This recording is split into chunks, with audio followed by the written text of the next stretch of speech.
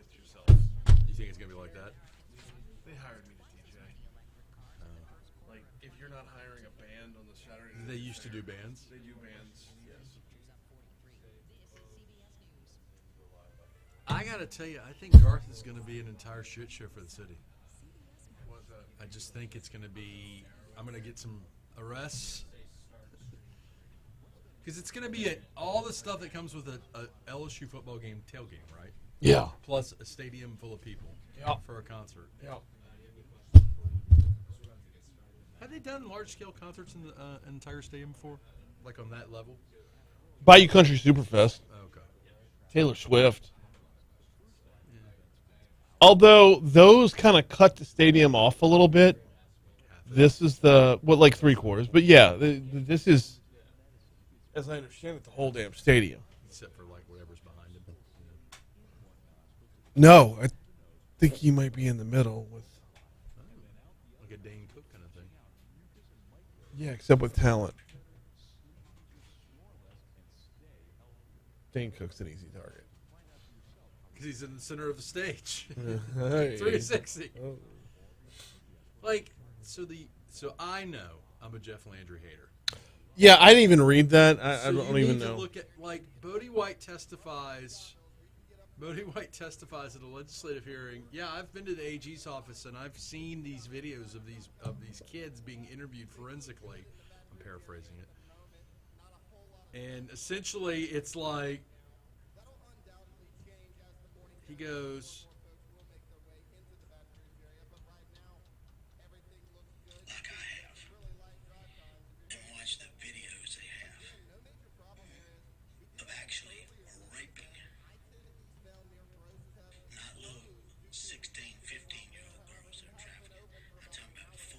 Like, what is Bodie White doing watching human trafficking videos that are evidence?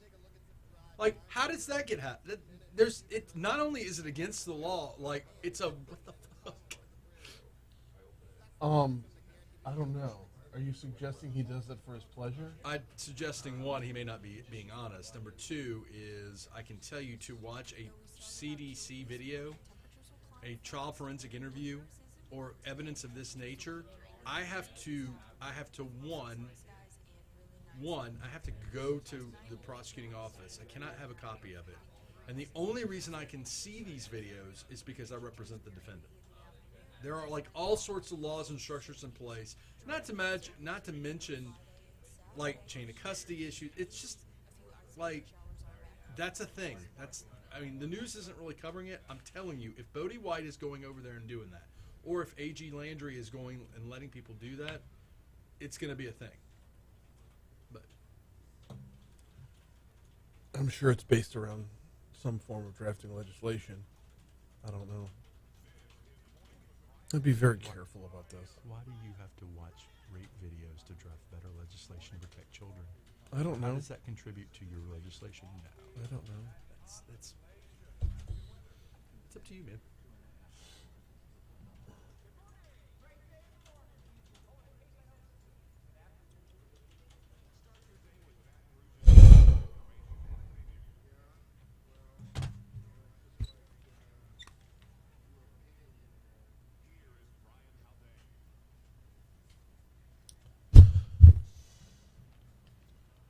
.606 Talk 107.3 FM WBRP mornings with Brian Haldane off and running. Brian here with you, Jake producing. We are ready to roll with a Wednesday show. Oh man, I hope your Wednesday's off to a great start because I know we're about to be as well. Attorney Franz Borghardt is in for Legally Served, and we've got a doozy of a topic. Well, we've got a couple doozies of topics today. Franz will be by in about 20 minutes. We've got Congressman Garret Graves is back in the saddle again. We had to miss out on the congressman a couple times, but we've got him at 7:35 for his normal slot for D.C. Current. Got a lot to talk about there. It's been a minute since we've had the congressman on. I want to talk a little bit about Ukraine. I want to talk a lot about a Mississippi River Bridge and maybe a few other nuggets that slide in there. In our 8 o'clock hour, State Representative Mark Wright slated to join us at 8:15. Let's get you caught up on the legislative session from Mark Wright's perspective. Little mid-session update, if you will. 8:40. Yes, 8:40. Gary Janetti is a writer and executive producer from The Family Guy and Will and Grace and a handful of other shows. He's also got a new book out called Start Without Me, I'll Be There in a Minute. Going to have him on at 8:40 to talk a little bit about comedy in the modern context, in our cancel culture. I mean, if you're a writer for Family Guy, you've pretty much said, I don't care what you think, I'm going to do what I want. And we'll round things out talking about an upcoming fundraiser with Adam Cutrer as well. Of course, we'll have top stories and trending, the outside in, this day in history. You know how we do from start to finish here on Talk 107.3. We'll have it coming your way throughout the show this morning. I got to start off, though. At what point do we unofficially or officially start the countdown? I mean, Garth Brooks is Saturday night, right? At what point do we start making things all Garth all the time? At what point does Jake just start playing 100.7 The Tigers playlist for like all Garth bumper music? Like, should we be overboard now? Am I late to the party here? Should we be overboard now? Scrolling through WBRZ.com last night, 4 different news stories. 4 different stories about an upcoming concert. The upcoming concert. I mean, I realize this is a big deal, but am I just a little bit behind the 8 ball on the level to which a big deal this is? One of the stories, LSU ramping up security ahead of expected record-setting crowd Saturday. Inside of Tiger Stadium Tuesday, the only sounds you'll hear are construction while crews build the stage Garth Brooks will perform on in less than a week. Quote, imagine LSU is number 1 in the country and Alabama's number 2 in the country, and they're playing the biggest game of the year. Well, first of all, I don't want to imagine that because it happened in 2011 in the Superdome and it didn't play out well. Side note. Sorry.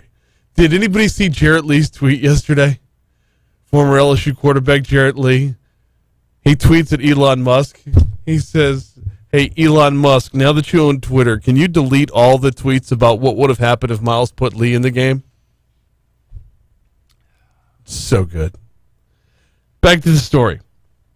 It's all hands on deck at LSU as they prepare for what they believe could be the biggest crowd the campus has ever seen. I mean,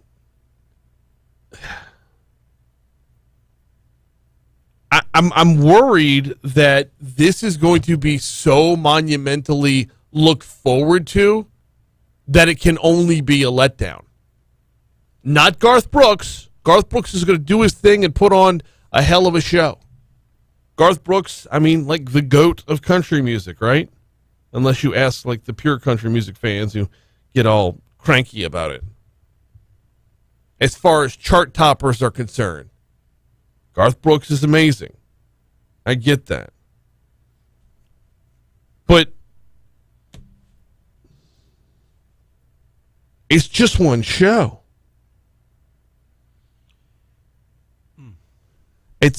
I understand he's going to put on a great show. But he's also a 60-year-old man.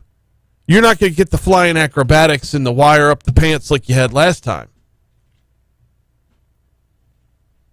I don't know. I don't want to downplay it, but I certainly don't want to, much like an LSU-Alabama game, see Baton Rouge's expectations rise to a point that they can never be met.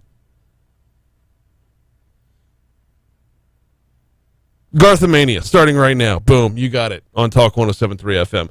We're going to talk a lot of sports in just a minute. NFL draft starts tomorrow night. The Pelicans dropped it on the road last night. A couple of problems there. We got LSU baseball and LSU softball to recap as well. We'll do all that when we come back. First, I got to tell you about the folks over at the Baton Rouge Mattress Outlet. You know where to find them. 4065 Florida Boulevard and the corner of Jefferson and Hoosier 2. The Mid-City location is the bigger of the two locations.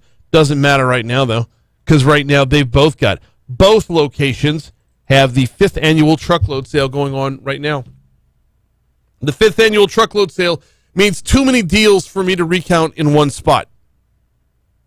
The 5th annual truckload sale means you're going out the door, you're getting back out the door with the lowest prices possible, the best deal possible. Want to add to that great deal? Drop my name, you'll get free delivery and a free pillow. While you're there, test drive every mattress you can. Take a nap if you want to. Mitch encourages it. A great night's sleep starts with a great mattress, and that starts with the Baton Rouge Mattress Outlet. 4065 Florida Boulevard or the corner of Jefferson and Hoosier. Either location gets it done. I got mine at the Baton Rouge Mattress Outlet. You can too.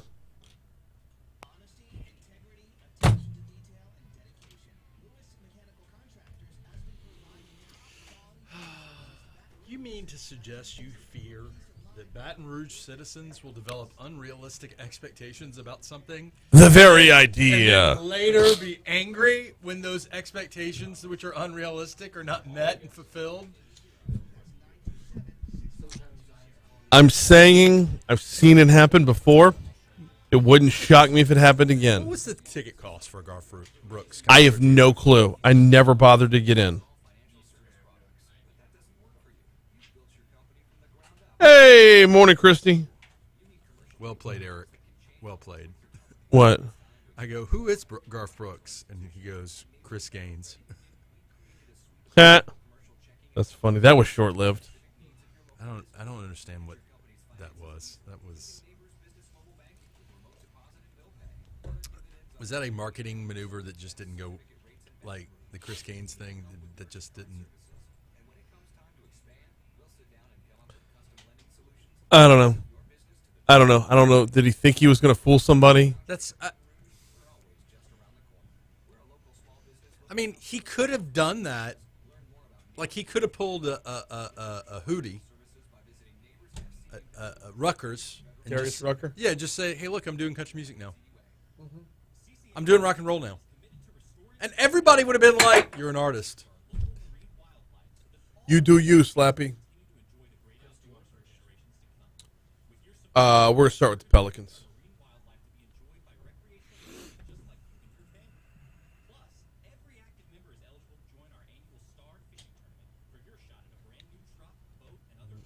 Well, as far as cuts are concerned, we're going to start with the Pelicans.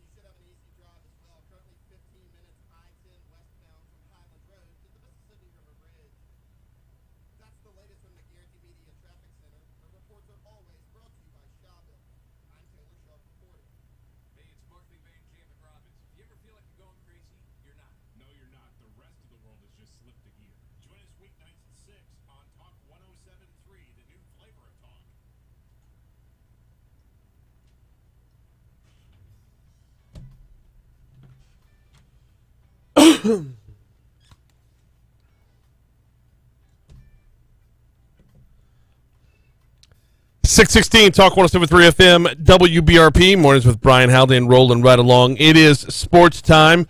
We've got a lot of ground to cover here, and time is short. So let me just give you the quick recap. LSU baseball was at UNO last night.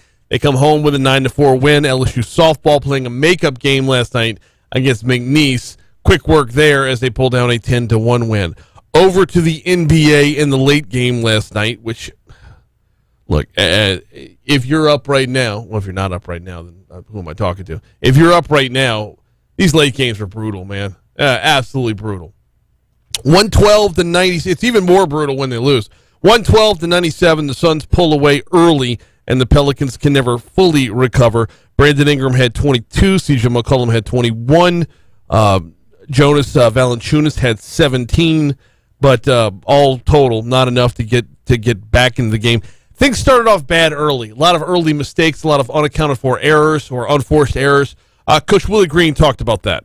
With this team, you can't make a ton of mistakes. And I just thought we made some timely mistakes. starting with the turnovers, 15 turnovers for 23 points. That fuels their team, that fuels their transition opportunities. That's an area where we know we have to be better. When we do, it's a totally different game for us. I mean, the breakdown went, New Orleans was down by 12 at the end of the first quarter. The Suns only outscored them by 1 in the second quarter. New Orleans outscored the Pelicans by 2 in the third quarter, and then the fourth quarter was just abysmal.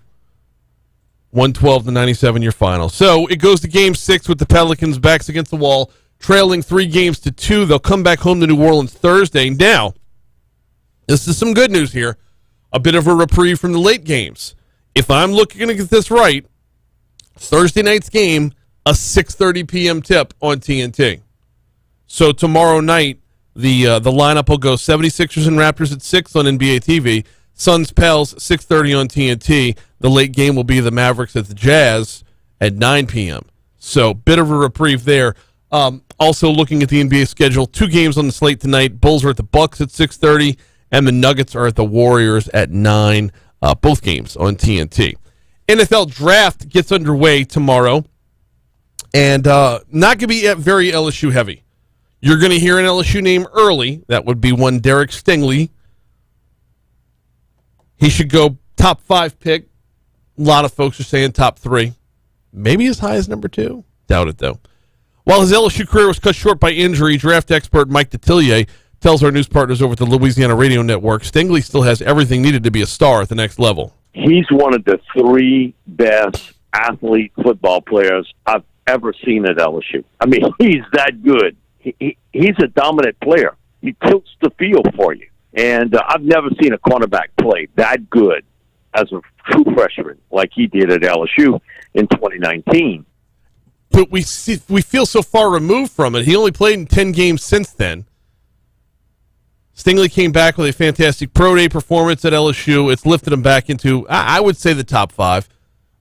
There are some health questions that will follow Stingley, but any health questions he would have had, the Combine and Pro Day would have answered a lot of that. And we'll see how it plays out starting tomorrow night with the NFL Draft. Here comes the Fox Business Report.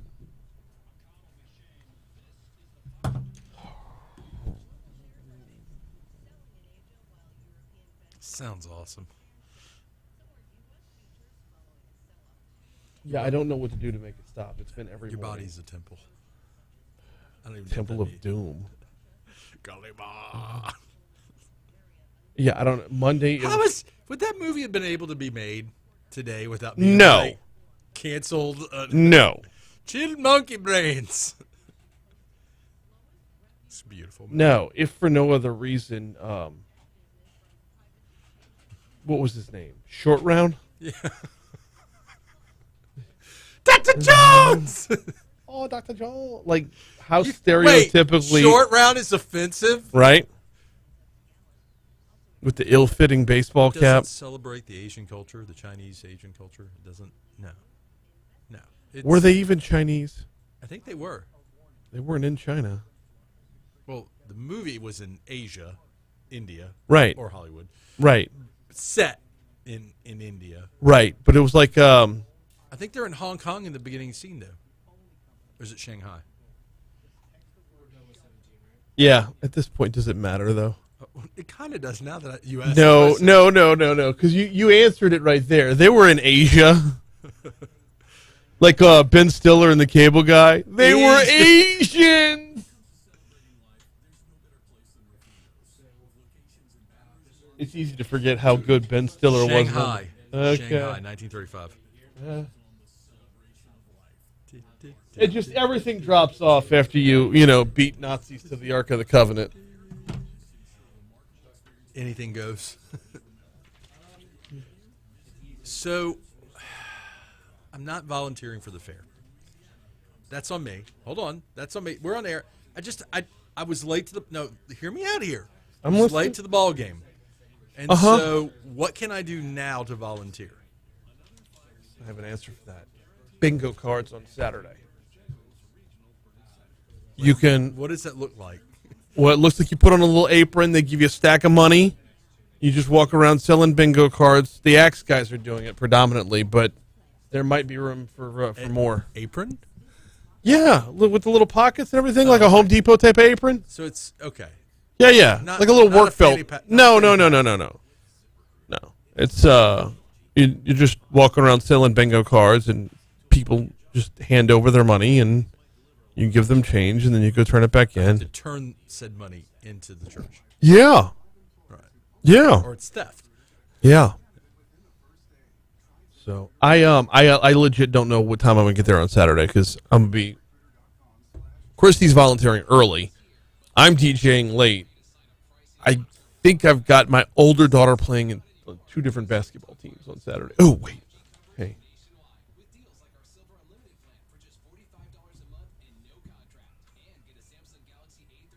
Oh, Christy says links went out in Mercy memos yesterday for volunteer opportunities.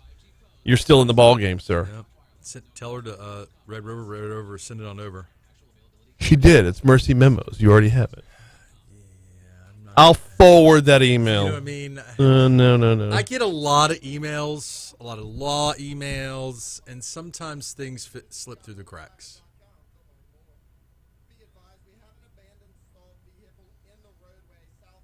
I mean, Taylor's enthusiasm this morning is fantastic.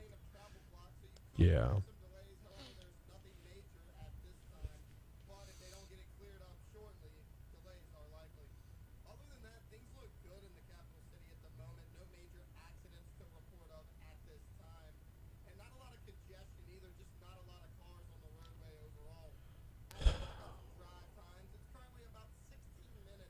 All right.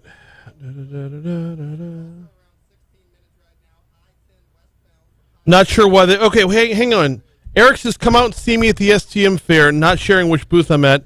Then he says, "Not sure why they're doing the fairs on the same weekend." Dude, I don't know. Normally, Our Lady of Mercy's fair is the first weekend of Jazz Fest, and St. Thomas More is the second weekend of Jazz Fest. Y'all's asses moved your stuff up, and it's messing Do they with all me. talk to each other? Do the churches talk about? No. So they're all Catholic churches, but they don't all communicate, hey, this is when we're going to do our fair to optimize cross-pollination. We live 2 blocks from St. Thomas More. I would like to go to their fair.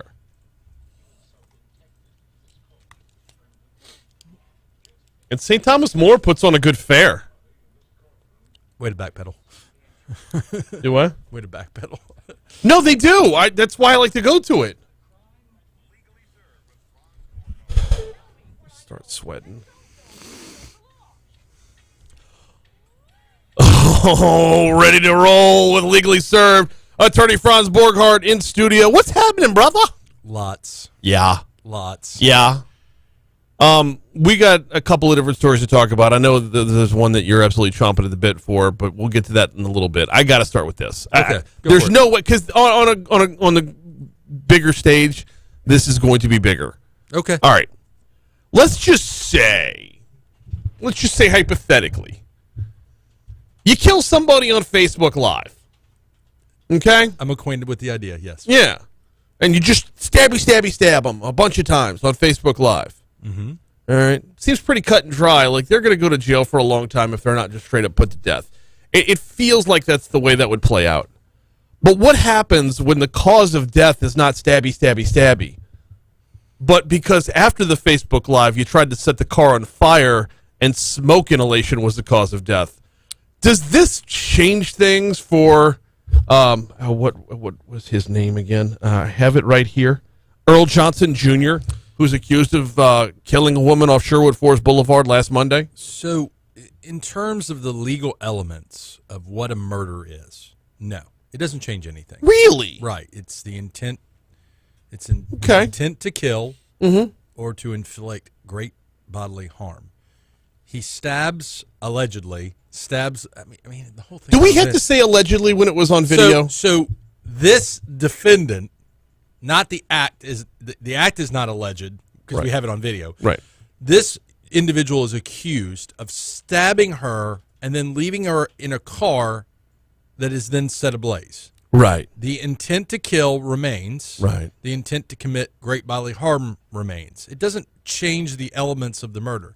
Now, as a potential juror, Brian Haldane, the question for you is, does it change in your mind the gruesomeness of the crime? Does it change? Is it an aggravator that might be applied to help get a conviction that has the death penalty? That's a question for the citizens of Baton Rouge if they seek the death penalty in this case. I would argue that the setting her on fire or setting the vehicle on fire after, your words, not mine, stabby, makes it worse. Okay, yeah, well, yeah, it does, because you're going through multiple different ways because while on the video, he choked her and then stabbed her, and then if you're going to set the vehicle on fire for the full-on hat trick before you're done... Yeah, being burned alive sucks. It's probably the worst way to die. Yeah. Now, did she die of smoke inhalation? Understand. A woman who was repeatedly stabbed inside a car during a vicious attack that was live-streamed on social media was still alive when her attacker set the vehicle on fire. Initial autopsy results show. Janice David, who was tied to the steering wheel with jumper cables throughout the entire ordeal, died from smoke inhalation, according to the coroner's office. So, I am no forensic coroner. I didn't do the autopsy. I'm willing to bet she would have died from the knife wounds, inevitably anyway. Inevitably, okay. If left untreated, right? Which she probably wouldn't have gotten the treatment necessary to save her. Yeah, he caused the smoke. He set the car on fire. It's still intent to kill. In fact, arguably, it was probably intent to cover up the evidence. Probably, yeah. Under the assumption that she was already dead. There's not much of she wasn't. It doesn't change the legal analysis of what a murder is. What it does is, to me, it will, and I don't mean this intentionally, it will inflame citizens who see this and say, man, this is really bad. It wasn't bad enough that you did X, Y, and Z, but then you put her in a car afterwards and you set the car on fire and she was still alive while it was going on. I'm kind of looking at the clock here because I can't believe that I'm going to be the defense attorney this morning. Okay, that's it's a weird spot to be in. Let me throw this out here. We'll hit news, and then when we come back from news, or honestly during the break on YouTube, we're going to cover this a lot. And that is, if the stabbing was on Facebook Live, but the fire was not, do you have to then prove that he's the one that set the fire in order to prove that he's the one that committed the murder? Why are you looking at me quizzically? That's okay. We'll talk about it. All right. Apparently, prosecutor Franz Borghardt in studio for Legally Served. I don't like role reversals, Franz. I could be a prosecutor tomorrow without hesitation. Yeah? I'm a mercenary. Yeah, it's true. All right, we got to talk about a couple of other things as well. The raise the age law is in front of the state legislature. Hey, the number of people who are in favor of bagging this thing. We've got to save time to talk about the AG and Bodie White. We will. No, that's all going to happen in our next segment. We got a break here for CBS News. Legally Served with attorney Franz Borghardt rolls on right after we check news, traffic, weather. You know how we do it. We start with CBS right here on Talk 107.3 FM. So your question is we have direct evidence of the video and him doing what he was doing, the stabby. Yeah. But we may not have direct evidence of the lighting the car on fire. The argument becomes it's circumstantial evidence. Who has the motive or who has the incentive to set this car on fire with this lady inside of it? If not him. That's going to be the argument from the prosecutors. Okay. You're making quizzical faces. Because a jury is going to say, yeah, who else has the motivation to set this car on fire? I walk up to my car and I find a dead or a dying human being in there that's been stabbed multiple times. And I say to myself, this is my car. This is my car, and the car will never be worth the same anymore. And I could render aid and get her help, but instead I'm just going to set the car on fire. That didn't work. That didn't play. It's a Joseph A. Banks shirt. I believe it's Old Navy. Yeah.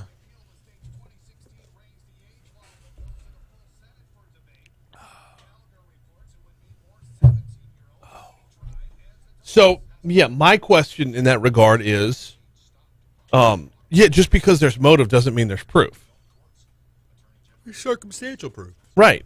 And the circumstantial proof is we just have a video that's direct evidence that he stabbed her and tried to strangle her a bunch of times. And while it may not be direct proof that he set the car on fire, there's an inference that could be drawn from the video and the stabbing that can be connected to the fire. I shot the wait. I shot the clerk? I shot the clerk. Yeah, I don't. Are you suggesting this guy's going to walk? No. I'm suggesting someone's going to try to muck up the works, and that to be sure. Yeah. The cause of death thing, it like, this isn't a matter of, like, let's say you and I are on the roof of a building, and I shoot you, and instead of dying of the gunshot when you fall off the side of the building. Well, this is kind of that, though. Because if he leaves her in the car, Mm-hmm. and he doesn't set the car on fire, what does she die of? Stab wound. She bleeds out. Right.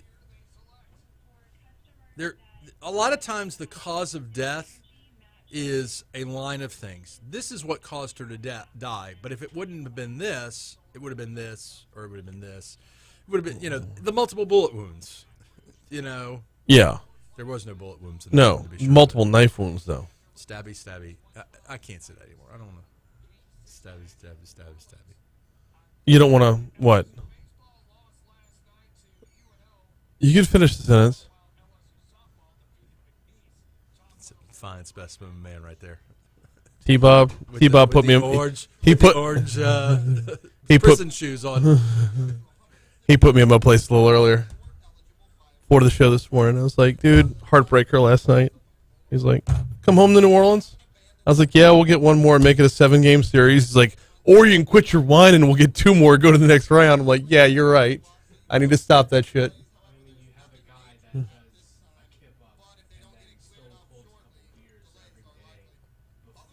Can I just point out that stone colding a beer is a waste of beer? All right. Sure.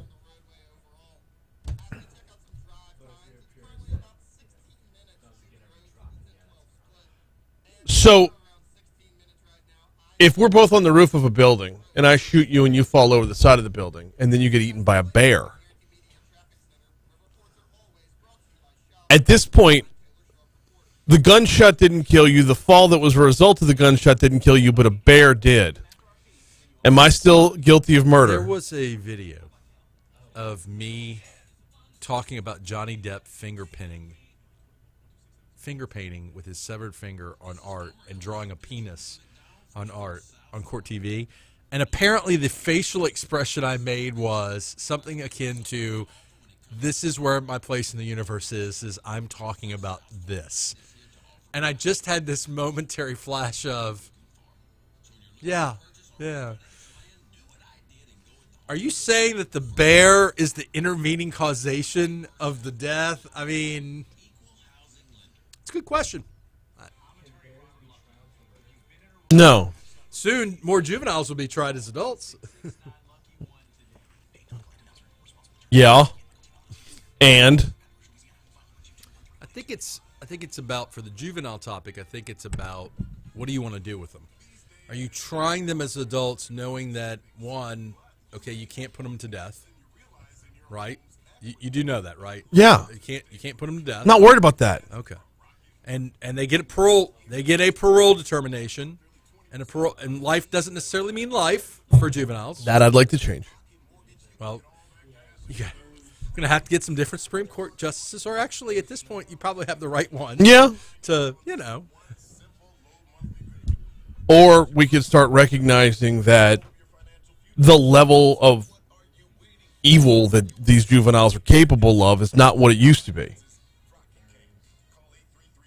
It's much more... ask Tony Clayton. Don't even ask me. Ask Tony Clayton. You want me to have a philosophical, theological, and criminal justice conversation with Mr. Clayton?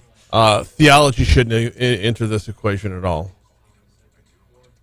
Byron goes, there's no Scooby-Doo reveal here. Oh, that was funny, Byron. 650, remember? 650. Yeah, I know. Yeah. Hey, we're going to go all the way up to your money now. I'll push the break to the back end.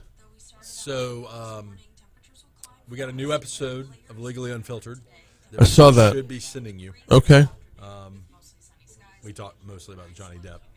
Again, facial expressions about. Yeah. It's a gift that gives all year long, Clark.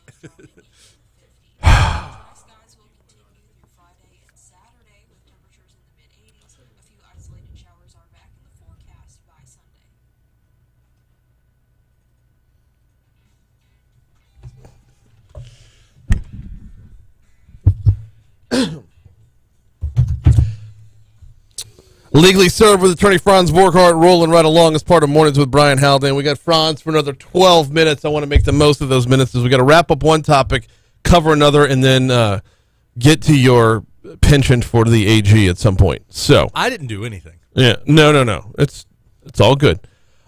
Wrapping up the topic about the Facebook Live stabbing. It doesn't.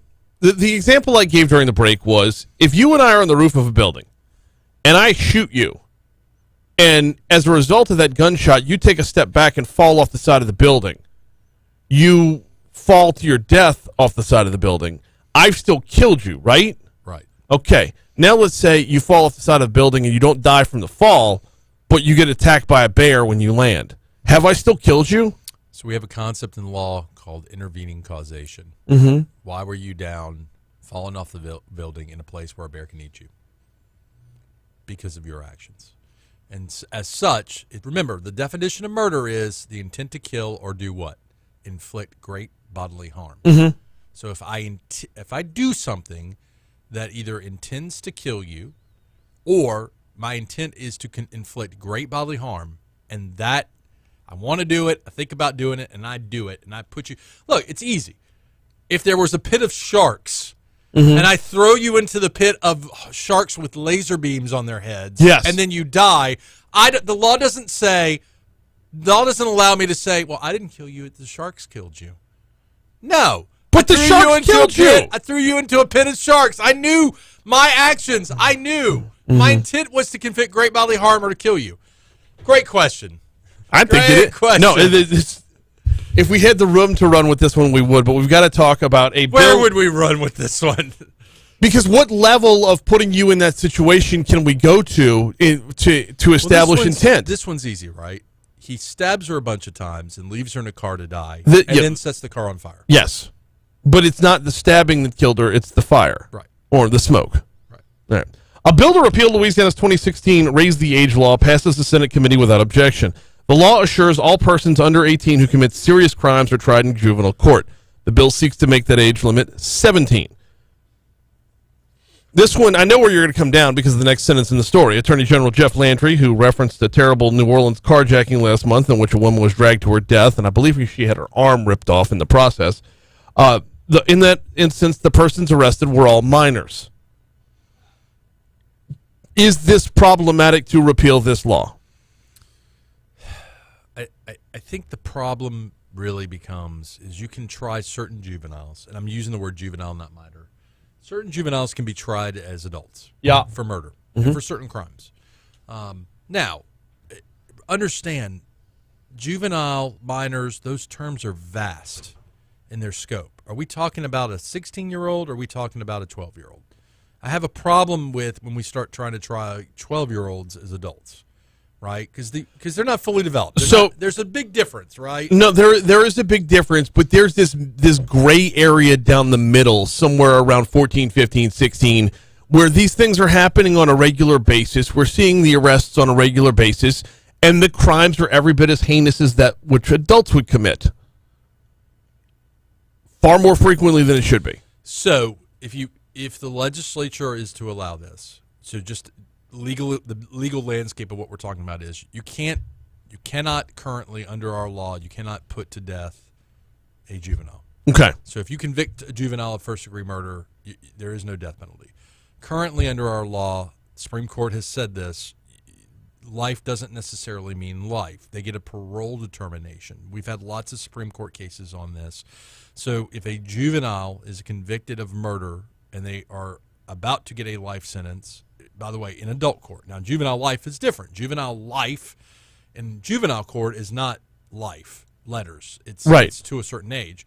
But they get a parole determination. So if you commit a murder and a juvenile commits a murder, and we try the juvenile as an adult and we try you as you get convicted, you're going to jail for life. The juvenile has a parole determination that could get out at some point after a certain amount of time. I think it's after 20 years. Okay. Yeah. And then what happens? They could be paroled out. Yeah, They but can walk out of jail or prison. if they're tried as an adult. If they're tried as an adult. Right. This would make sure that they're tried as an adult. So the idea, and your listeners, and you don't have to like it, but the idea is that a juvenile is not fully baked. They're not fully developed. They're not developed in the same way that, say, a 25 or a 30-year-old is. So a 30-year-old that commits a murder and a 16-year-old that commits a murder, we know through studies, through expert testimony, that those two human beings have not had the same life development. And when you start trying juveniles as adults, as if they have the developmental cooking, if you will, that's the problem for me. That is the problem for me. Now, I'm not saying that Those same studies would show you that 18 isn't fully developed either. Sure. 21 isn't fully developed it's either. An arbitrary number. It's an arbitrary number. It's somewhere before 25, to be sure. So, but we're not going to try 24-year-olds as if they're teenagers. So at the break, you use the phrase evil. Yes. I have difficulty looking at a 14, 15-year-old and saying that a 14 and 15-year-old at that age is quote-unquote evil. They may do evil things. They could develop and be a quote-unquote evil individual. I'm just not ready to be all in on that. Now, we just talked about someone who stabbed someone on video multiple times, set the car on fire. I would have an easier time. I'm not saying he's evil. I'm saying I would have an easier time if someone were to say that he was evil. I would have an easier time saying, okay, I can see that. That's the distinction for me. So, and that person, Earl Johnson's 34. Right. So, and there's even layers on that. Drug bender for multiple days, all sorts of things. Yeah, we've talked about actively that. decided they don't want to be a part of this society. Yes, I get it. Right. Can a juvenile make a decision that they actively don't want to be a part of society anymore? What they can do is they can carjack somebody and have their arms severed on the way to killing them. Yeah, sure. And District Attorney Tony Clayton, who, by the way, I believe is today's Rotary Club guest. Awesome. Yeah. Tony Clayton says it's time to get rid of raise the age. He says it's not working. Give me the strength of the arms to go back and fight. Are we going to throw every kid away at 17? No. But if you arm yourself with a weapon that's unjustifiably sucked the life out of another human being, then you forfeit your right to walk around here with the rest of us. Basically, what Tony Clayton is saying is play adult games, win adult prizes. Now it's up for the legislature to make a decision. This is not, look, when was this law initially passed? I don't know the answer to that. 2016. So, there's an argument for this law has been vetted over 7 years. And if it's not working, then the legislature can overturn it. And that's the beauty of the system, believe it or not. I get more angsty when we don't change law, or we try to change laws like 1 year in. We change a law, and then like the next year we're trying to repeal that law. Yes, totally. I get angsty when the Attorney General shows, I don't know, rape videos to Bodie White. All right, let me let you have the floor for this one. So at a because I don't know enough about it. At a recent legislative committee hearing, Bodie White testified. Well, he's interviewing someone. It's a hearing, and Bodie White, on record, states that he was at the AG's office and he watched Jeff Landry. Showed him videos of little kids getting raped. Little kids getting raped. A.G. Landry showed him. These are not my words. This is the video that is on Twitter. I sent it to you this morning. Yeah. Bodie White on video saying, hey, you should watch these videos. They're horrible. I was at the AG's office. I saw little kids getting raped. What was the nature of the testimony or the questioning? Do we know? So it's a criminal justice hearing, and it's about. But here's the thing. Number one, is it possible that Bodie White, and I have no dog in the hunt against Bodie White. Is it possible that Bodie White never went to the AG's office and watched kids getting raped? Sure. And he's just using his rhetoric? Yeah, it's possible. Absolutely, sure, absolutely. Is it possible that he was on a legislative field trip to the AG's office and Jeff Landry showed him videos? of human trafficking kids getting molested, assaulted, raped? Sure. Is it problematic? Is it a crime? It is absolutely, I'm going on record saying right now, it is absolutely a crime to show non-criminal justice individuals. Now, the argument may be, well, Bodie White's on some kind of legislative criminal justice. He is. It's still problematic. It's still, there's laws in place. There's laws in place that are very strict about what a prosecutor, and Jeff Landry is a prosecutor, sort of, what a prosecutor can do with videos that are evidence that show illicit sexual activities with children. Now, am I going so far as to say that those videos are porn, child pornography? It depends on the nature of the video, right? If it's a video of a child being raped that is being distributed, is it child pornography?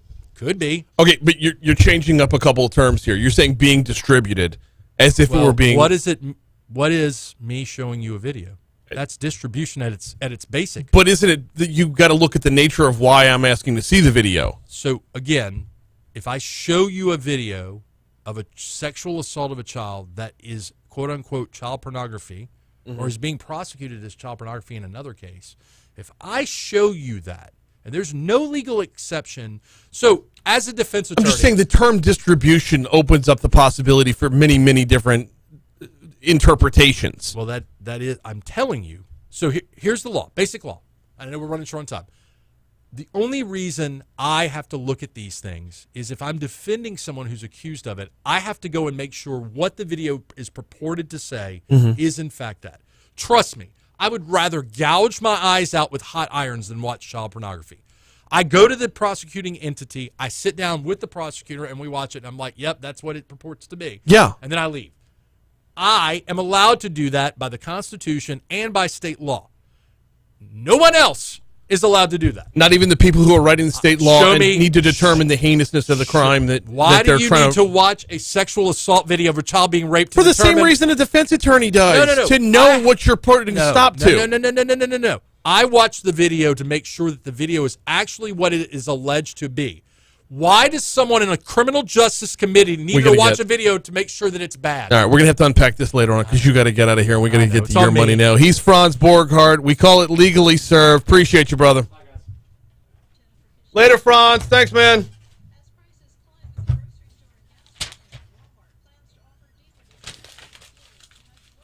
I'm going to have to unpack that on the way back in and put it back in the horse.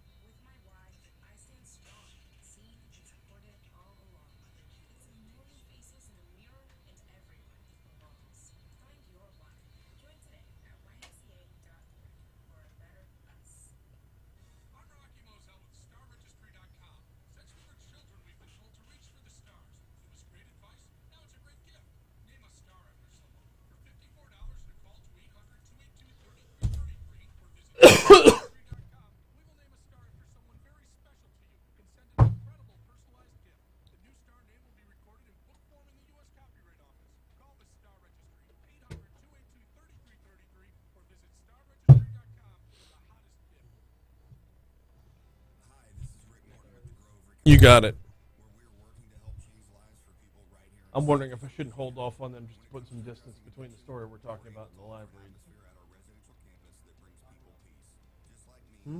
The thing with Bodie White just a minute ago.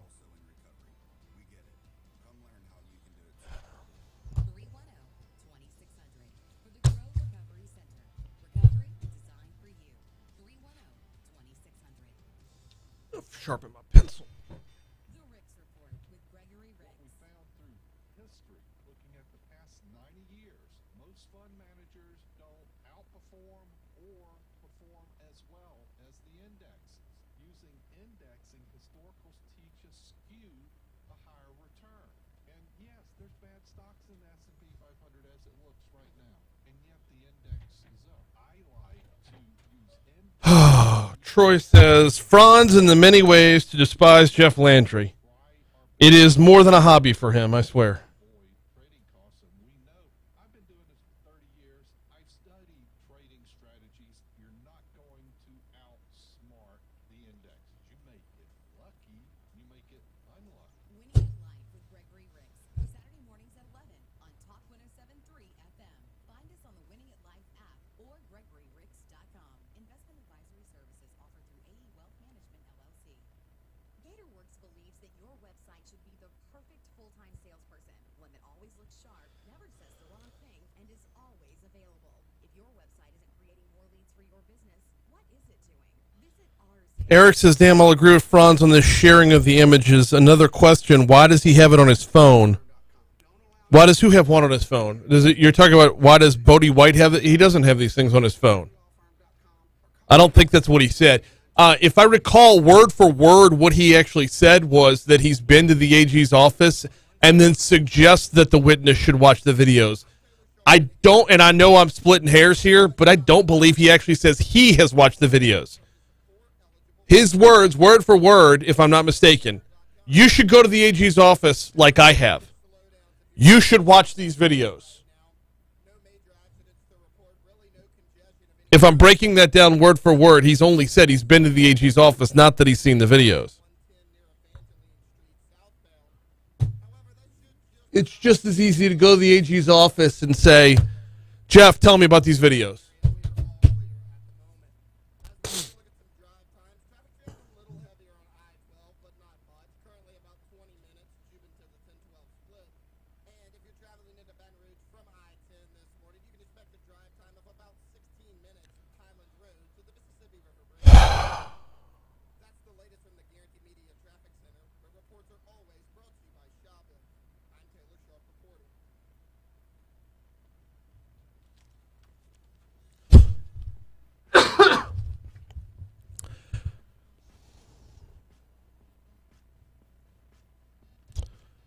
.655 Talk 107.3 FM WBRP mornings with Brian Haldane rolling right along. We've got CBS News and top stories and trending coming your way in just a little bit. Kind of want to put a button on a couple of the things that Franz and I were talking about there.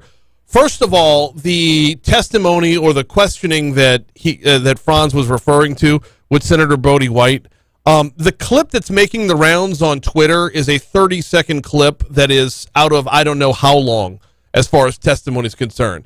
So I don't know how much verbiage got jumbled along the way.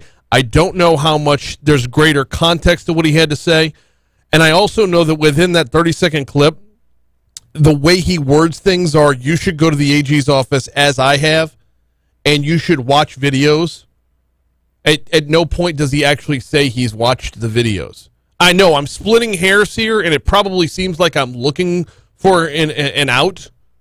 But in this case, if I were Bodie White and I were asked about this later on, I would say, no, I said I've been to the AG's office. Didn't say that I've watched the videos. What's missing out of that questioning, what's missing out of that clip is the second time for him to say, as I have. It would be just as easy for him to say, I've been to the AG's office, where he spelled out to me what's in these videos that you should watch. But again, and we run into this all the time, where you have a modicum of knowledge, you have a little bit of insight, and you think it gives you the whole story. I want us to be very cautious of that with this.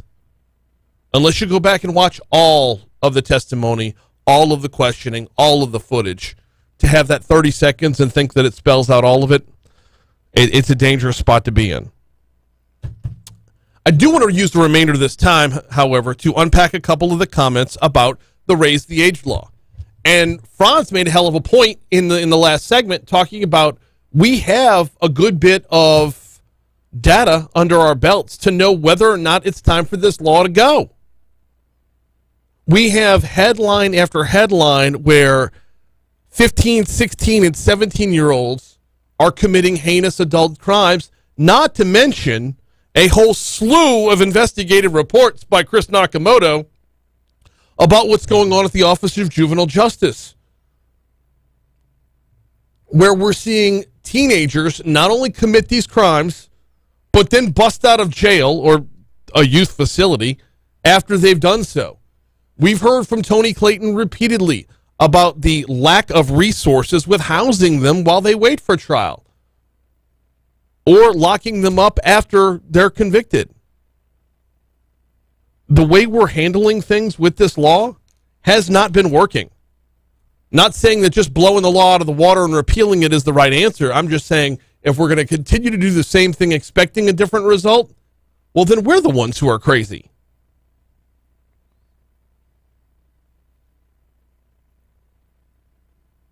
Byron says, and this goes back to Franz's point, that's a tough issue for me. Neuroscience versus an innate sense of justice. Yeah. And I know we like to quote my cousin Vinny a lot during the Legally Served segment, but remember when Marissa Tomei is talking about when you give a bleep about what kind of pants the guy who shot you was wearing when talking about the deer? Well, the same is true of every victim of these crimes. Do you really care if you're the victim or the family of a victim or the neighbor of a victim? Would you really care if the person is 17 versus 18? That innate sense of justice? There's going to be a lot to unpack as this thing moves forward. Repealing that bill, move forward. It'll be in front of the full Senate. Hopefully I can run down Tony Clayton before the week is over with. Going to get him on the show to talk about it. It's an issue in his district, to be sure. It's an issue in our district as well. All right, we got to catch the CBS World News Roundup right here. On the backside of the CBS World News Roundup, we will have top stories and trending coming your way. We got a lot to go next hour as well. Going to talk a little sports betting. And Elon Musk wants to put us all underground for evacuations. That's next.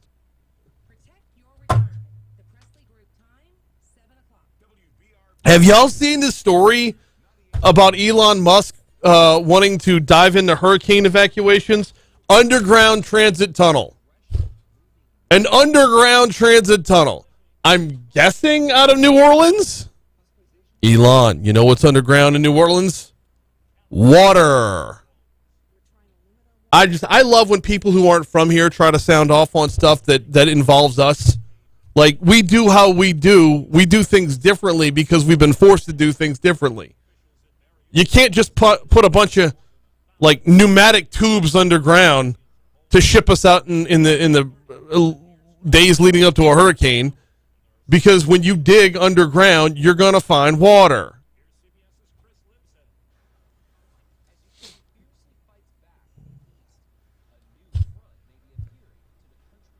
Byron says science is clear. The brain hasn't fully developed until 25. As such, should we allow them to enter into contracts and marriages? I mean, that would be true of everything. At 16 years old, we've determined that you have the capacity to handle a 1-ton weapon on a daily basis. You get your driver's license. At 18, you sign up to carry a deadly weapon, fight and possibly die for your country through selective service. At 21, you are allowed to alter that non-fully developed brain through alcohol. Like, we take steps along the way in giving people more and more responsibility as they age, but they're not fully developed yet. The flip side of that is, all those steps along the way, do they contribute to the full development of the brain? Like, if we didn't allow you to enter into any kind of contract, if we didn't allow anything until 25, would it take our brains longer to develop? Or is it part of the responsibility we take on along the way that helps it?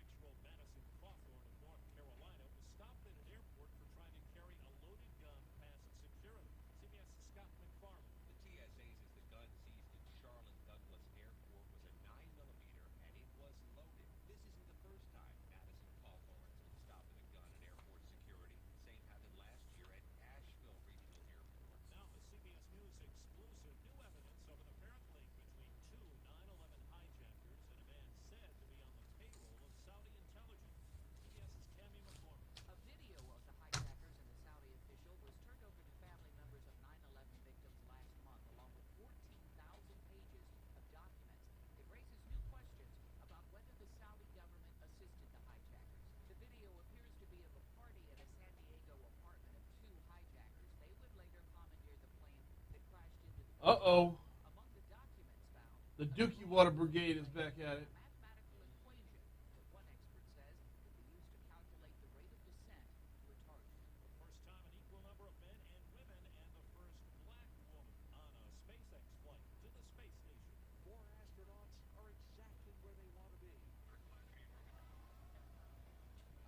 Could CBS go out of their way a little bit more to make a black woman sound like a sideshow exhibit? Jesus. How's that not demeaning at this point?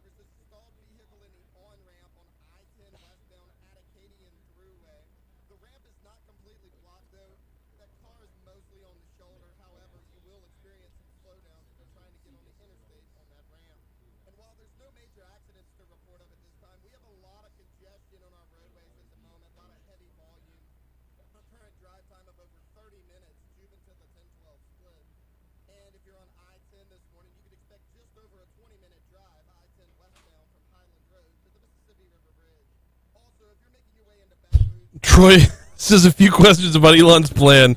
Can we get a sponsor for the snorkels? Where does the other end of the garden hose end up? And has he considered placing it on the levee and making it an amusement ride? Oh, my word. That would be so much fun. Just inside the levee. Like hollow out the levee for these pneumatic tubes.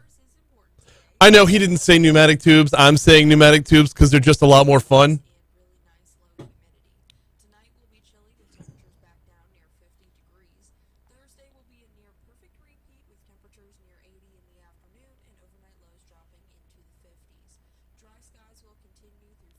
Galen says, Debbie, I think you're echoing my point. Juveniles committing second-degree impulse crimes should be sentenced as they are today, but first-degree murder planned with forethought should be life. Well, what about the juvenile recidivist? Does that factor into, would there be like a range, a matrix, a spectrum, whatever? Yeah, we'll dive in later.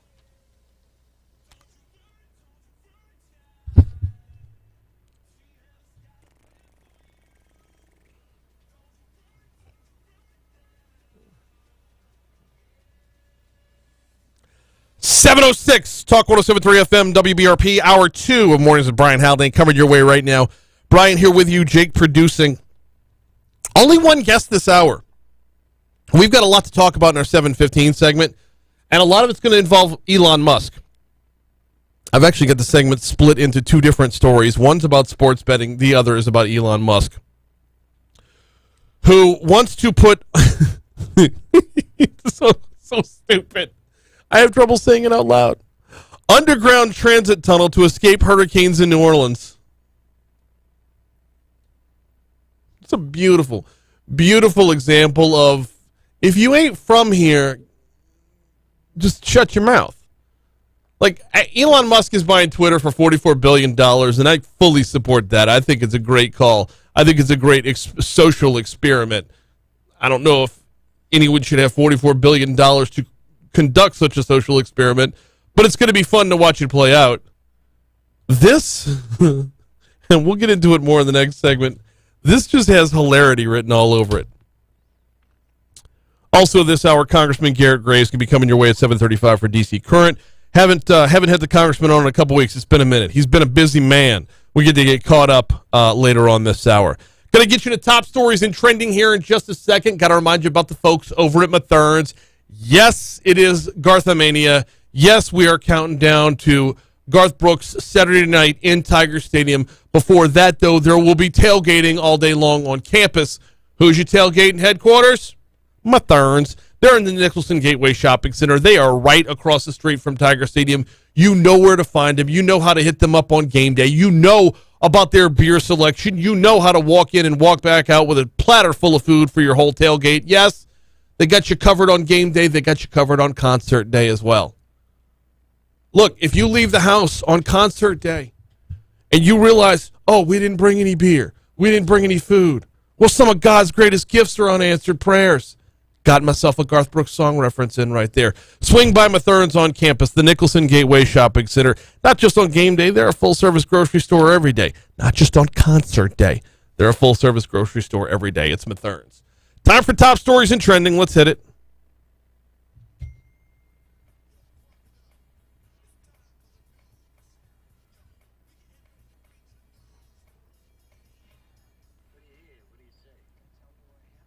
Now, top stories and trending. 5, 4, 3, 2, on Talk 107.3 FM, the most trusted name in news. Brought to you by Complete Collision Center, with locations in Zachary and Baton Rouge. Don't let who you choose to repair your vehicle be your second accident. Choose CompleteCollision.com. I want to know absolutely everything that's happened up to now.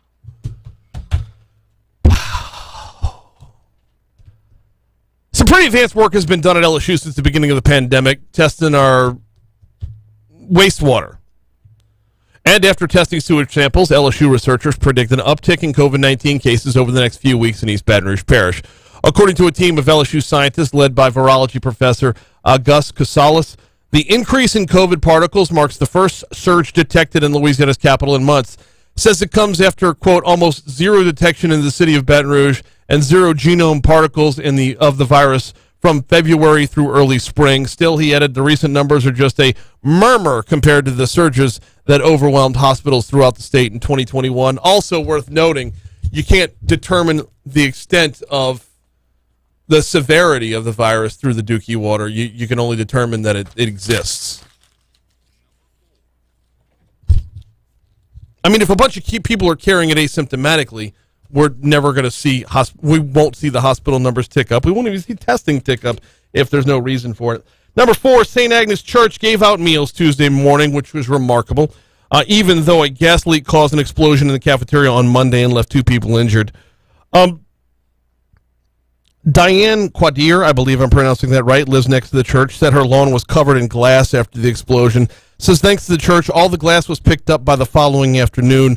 St. Agnes, for those that don't know, is right around the corner from us here on Government Street. If you head over to East Boulevard, go down a couple blocks, you will find them there. They do a magnificent job of, for lack of a better term, feeding the poor. And a huge explosion on Monday did not stop that. They were back at it Tuesday. Despite the damage, the church will continue to give out meals, all while trying to figure out what's next for the building, which is going to need extensive repair, if not a full-on rebuilding. Talked about this in our Legally Served segment. A woman who was repeatedly stabbed inside a car during a vicious attack that was live streamed on social media was still alive when her attacker set fire to the vehicle, initial autopsy results show. Janice David, who was tied to the steering wheel with jumper cables throughout the entire ordeal, died from smoke inhalation, according to the coroner's office. The 34-year-old was found dead inside that car outside the Sherwood Tower office building back on April 18th after law enforcement was tipped off about the stabbing, which happened sometime before 5 p.m. that afternoon. The car had been there for hours. Earl Johnson Jr. had beaten her, choked her, stabbed her after the two went on a days-long drug binge, but it was the smoke that took her life.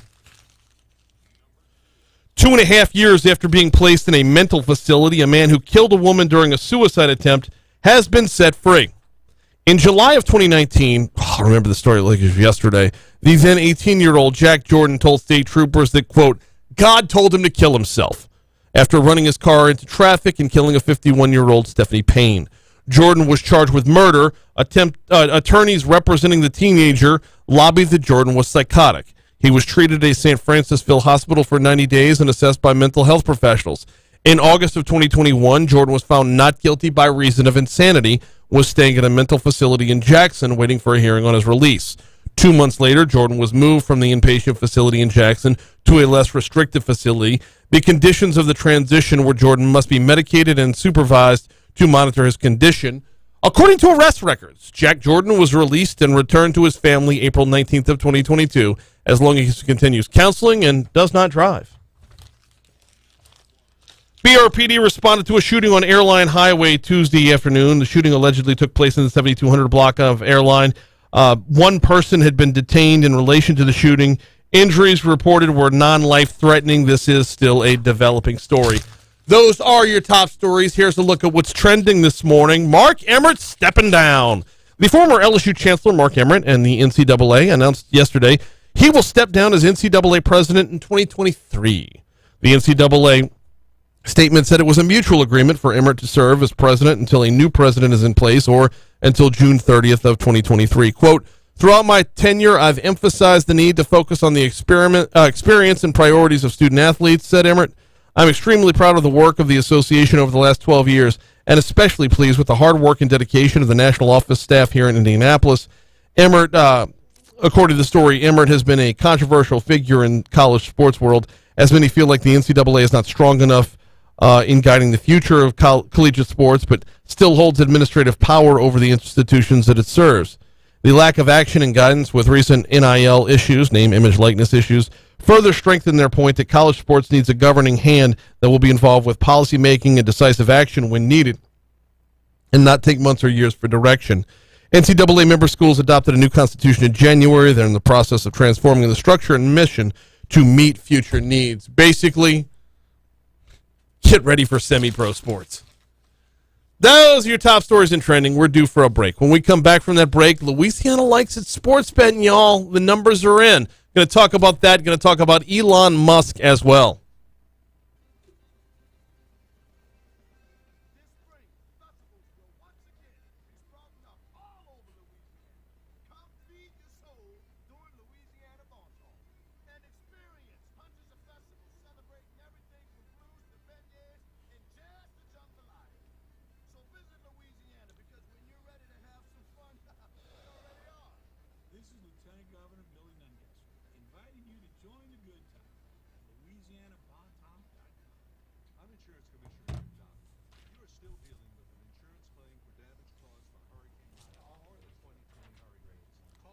Do what? Weekly. Well, weekly, but about 45 weeks out of the 52 weeks in the year. So.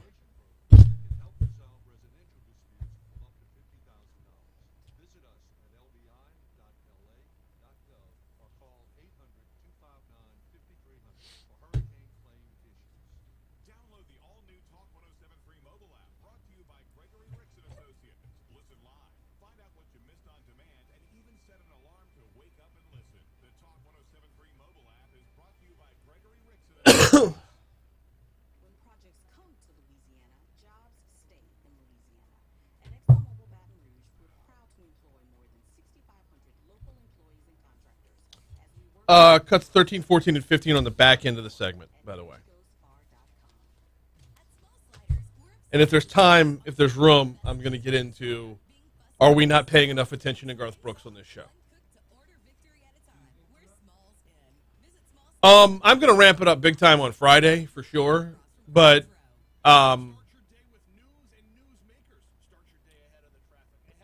secondary markets for tickets right now actually have a number of tickets available at face value. That surprises me. If for no other reason, then I would have thought they'd all be going for, like, buying tickets to the Natty. Like, if you're going to the national championship game and you're getting them on a secondary market, they're going to be 5, 6, 7 times higher than face value. I would have expected at least twice or 3 times as much. So I think the reality is setting in that I'm not going to see 1993 Garth Brooks. I'm going to see 60-year-old Garth Brooks.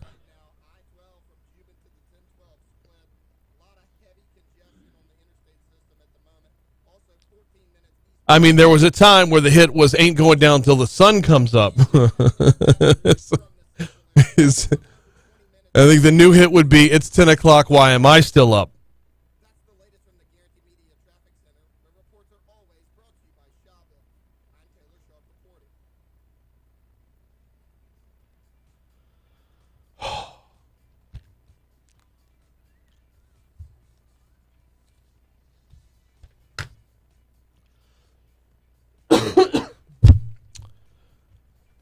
How many betting apps do you have on your phone? I've got 2 right now. I plan on growing that in the near future. Ever since mobile sports betting became legal in Louisiana, I've been on board, and it's been fun. Not problematic for me yet, and there's outlets for you if it has been problematic for you. But the numbers are in, and I'm not the only one enjoying all this. It's been a hoot. More on that in a minute.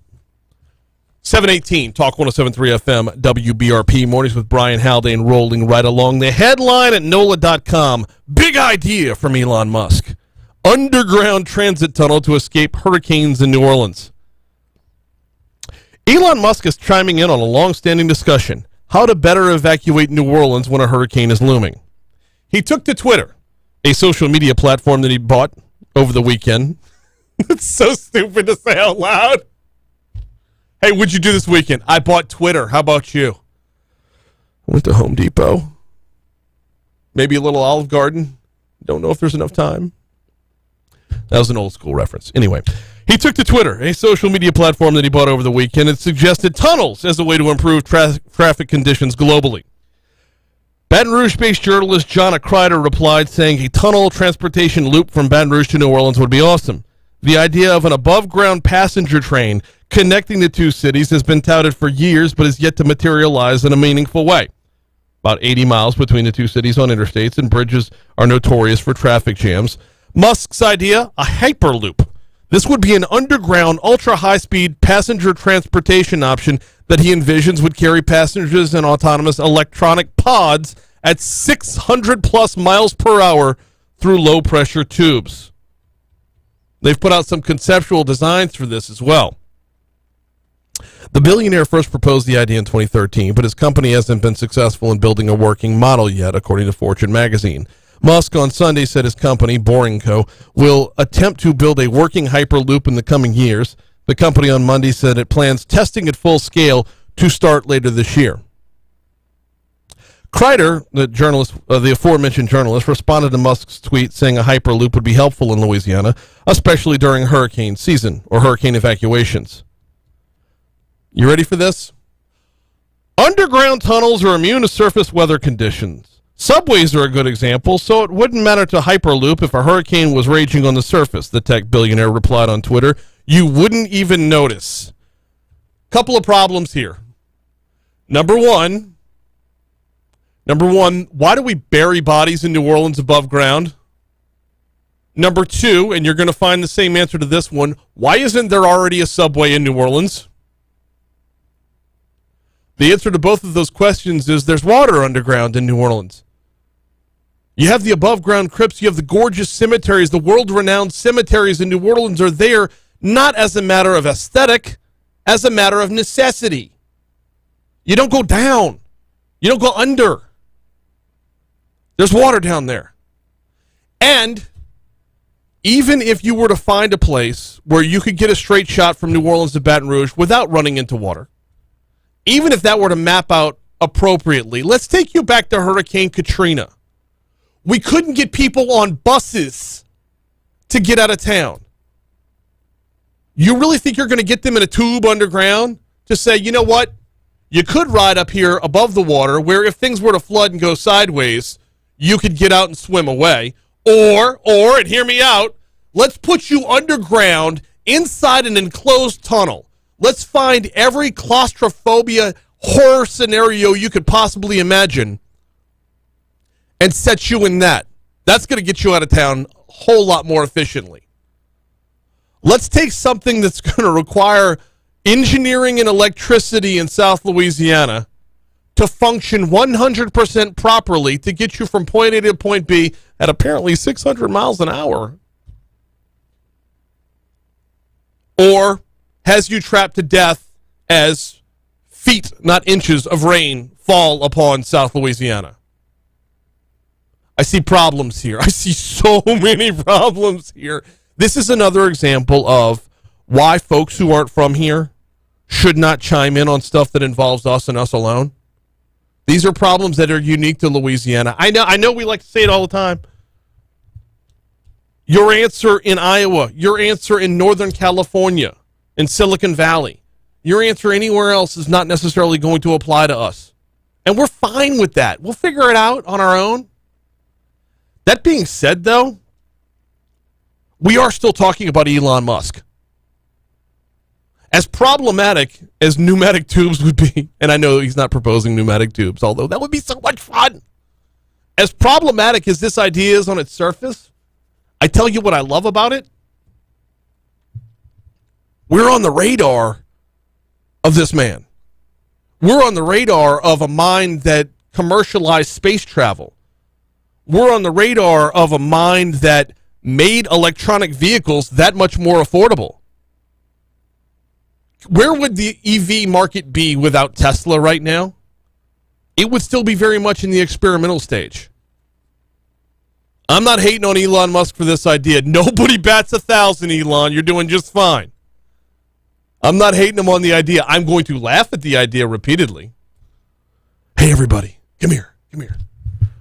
You know how we buried Grandma above ground? I want to get you out of town below ground. Everybody, come here. You remember how in 10th grade geology you learned about the movement of alluvial soil? Yeah. We're going to build a tunnel that's just going to zip right past that. Come here. You remember back in 2011 when the river was overflowing up here in Baton Rouge? I'm not even talking about New Orleans. If you were in River Bend, your yard got squishy because the water was coming up, not down, up. Where do you think that was coming from?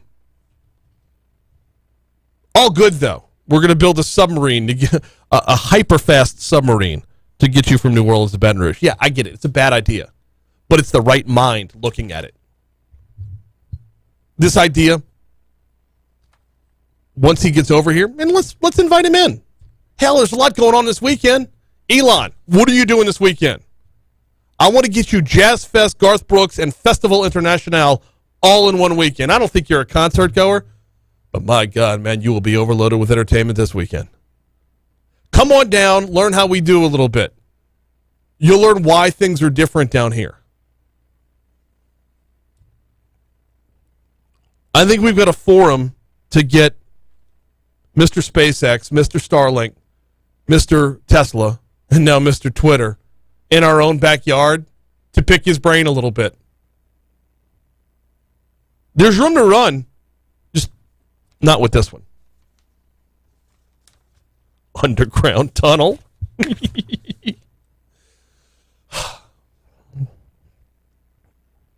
Shifting gears entirely with zero segue.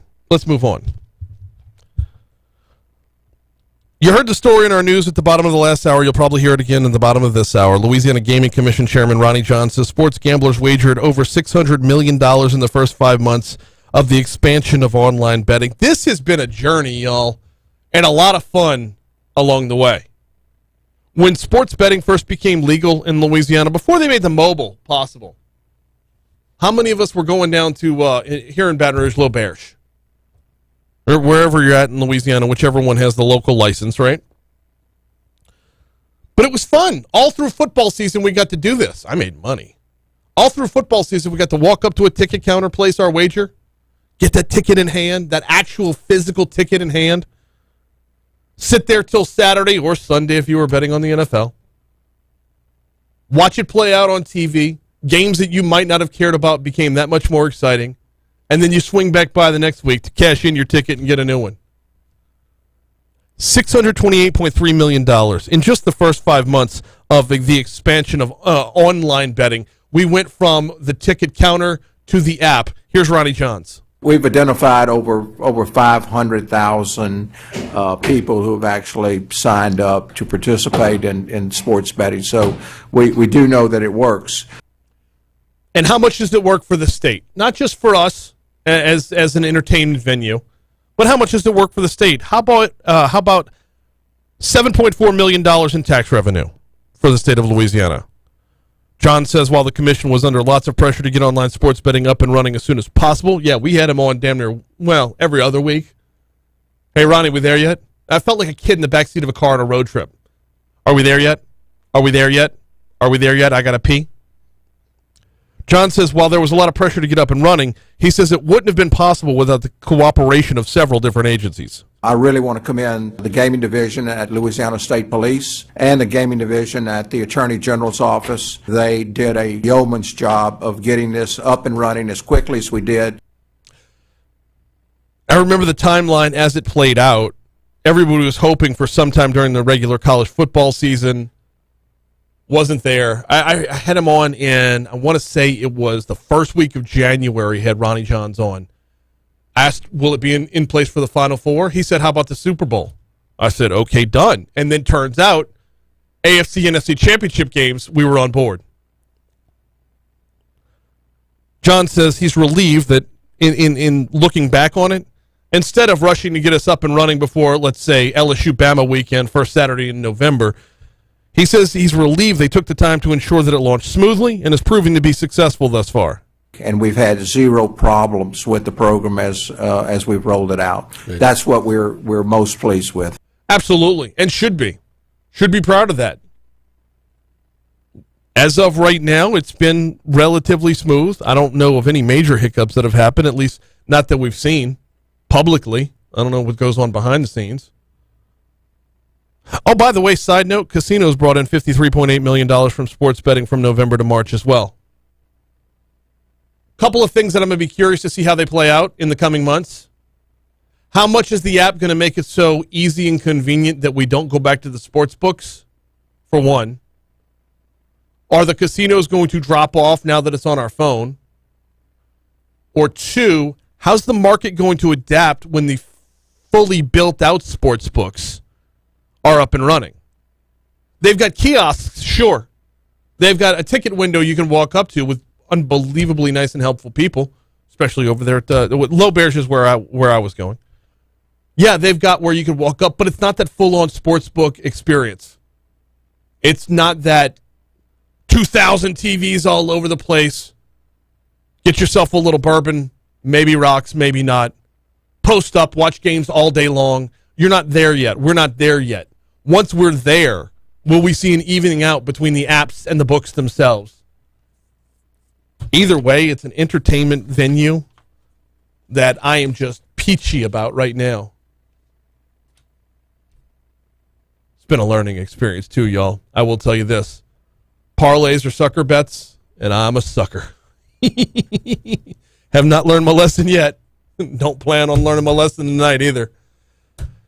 Anyway, what's your experience been with the sports betting apps? Let me know. We're on YouTube. Mornings with Brian Haldane. Go ahead and subscribe while you're there. I want your feedback. Are you all in on this? Let me know. All right, Congressman Garret Graves coming your way next on Talk 107.3.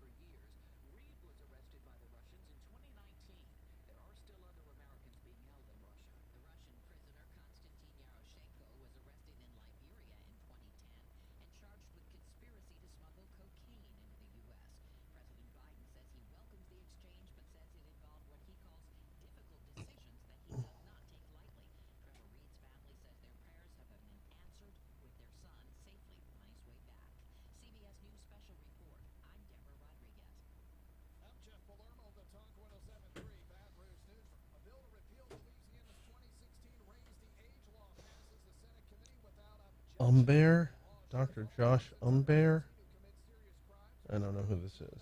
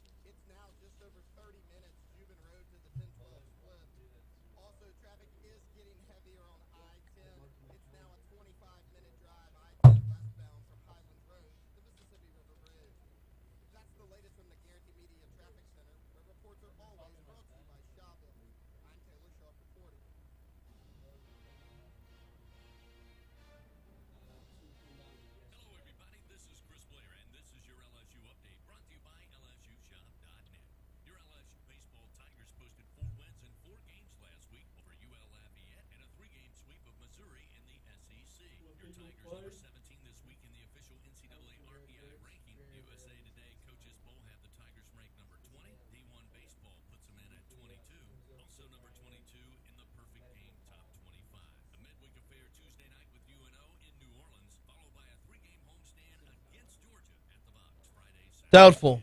He should be up on the hill today.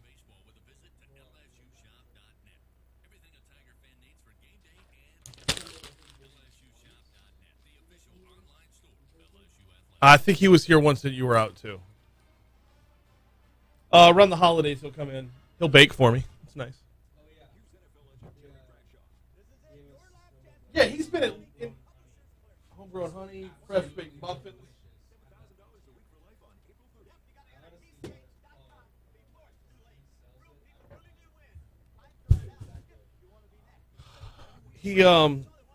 Yeah, dude's got game in the kitchen for sure.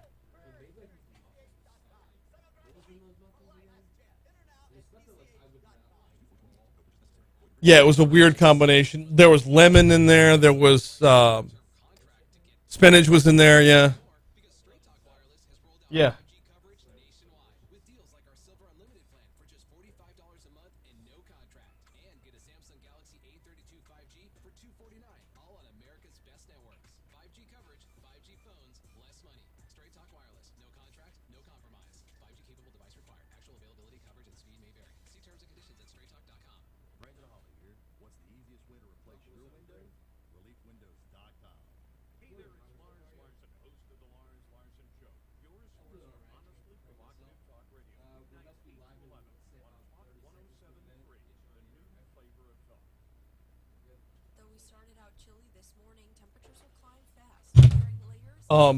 There might be a segment tomorrow that I want to get the news up here as well.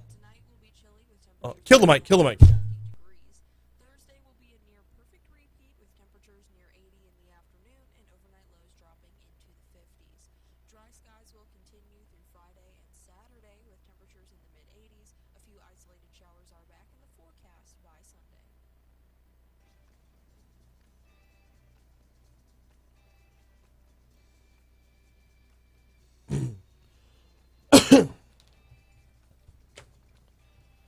737 Talk 107.3 FM WBRP mornings with Brian Haldane rolling right along. Time for DC Current. Time to welcome in Congressman Garret Graves. Congressman, welcome aboard, sir. How are you? Doing great. How about you, Brian? Doing very well this morning. It's been a couple weeks since we've talked, and a lot has gone on, so we've got a lot of ground to cover today. I've got to start not on Capitol Hill, but in our own backyard, with the proposed Mississippi River Bridge. Want to ask you, first of all, your office's level of involvement here, and secondly, what can your office's level of involvement be? Well, Brian, let's go through a few things. One, no question that a new Mississippi River Bridge crossing in Baton Rouge is the highest infrastructure priority for the state of Louisiana. Or I'll say it this way, it should be. Mm-hmm. Number two, I commend the governor for putting dollars aside for the project to move forward in his budget, but the real issue is that what's happened is that the same governor and their agency has failed to truly prioritize this. I mean, let's be really candid about where we are right now. We've been talking about this bridge. In fact, Senator Vitter and Governor Edwards talked about how important this bridge was and how important Baton Rouge traffic priorities were back in the campaign, the very first campaign for governor. Mm-hmm. And here we are, 6-7 years later, and they do not even have a bridge alignment selected. That is unacceptable. And so, yeah, you can sit there and criticize the legislature for pulling, saying, hey, look, we're not just going to sit $500 million in the bank for years, for an indefinite period of time, while the state tries to get its stuff together and figure out where this bridge should go. The reality is that this being a apparent lack of priority is what has caused us to get to this situation where there's not a bridge to spend it on. And how, Brian, we can be 6 or 7 years later and not know where the bridge goes is just inexcusable. You could give a kid a crayon and they could figure it out. So what do? We can't cry over spilled milk, but I think we can express frustration that we're not further along right now after 6 or 7 years. So what do we do now? I think the thing to do now, and I've said this in 2014 and 2015, what I think we've got to do is we've got to make the no regrets investments. So do I think the legislature should divert those funds? No, absolutely not. I think what we should do is we should make investments in things that are no regrets, like, for example, continuing to build on the West Bank Expressway, that connection of LA1 on the west side of the river, between Plaquemine and Port Allen. Continue to make investments to get that road built, connecting it up to 415, the Lobdell exit over on that west side, to improve LA1, to improve the flow of traffic. And similarly, on the east side, make investments in LA30 and Nicholson, because, look, let's keep in mind, the bridge is absolutely positively going to be built somewhere between Baton Rouge and Plaquemine, in that stretch of the river. And so you can't just move people from a traffic jam on the east side to the west side, or the west side to the east side. You've got to make improvements to when they land on the opposite side of the river, they actually have a place to go. And so I think those are no regrets investments, in addition to continuing to expedite the ultimate bridge selection or alignment selection, where this dang thing's going to go, so we can ultimately start turning dirt and get this thing moving. Yeah, letting the perfect be the enemy of the good has been kind of the catchphrase I've been using when landing on one particular location for the bridge. I would be curious to see how working out the infrastructure on both sides of the bridge could kind of force feed an actual location, like kind of, retrofit this thing and make it fit where it's going to fit based off of where the lead-up roads are going to take it.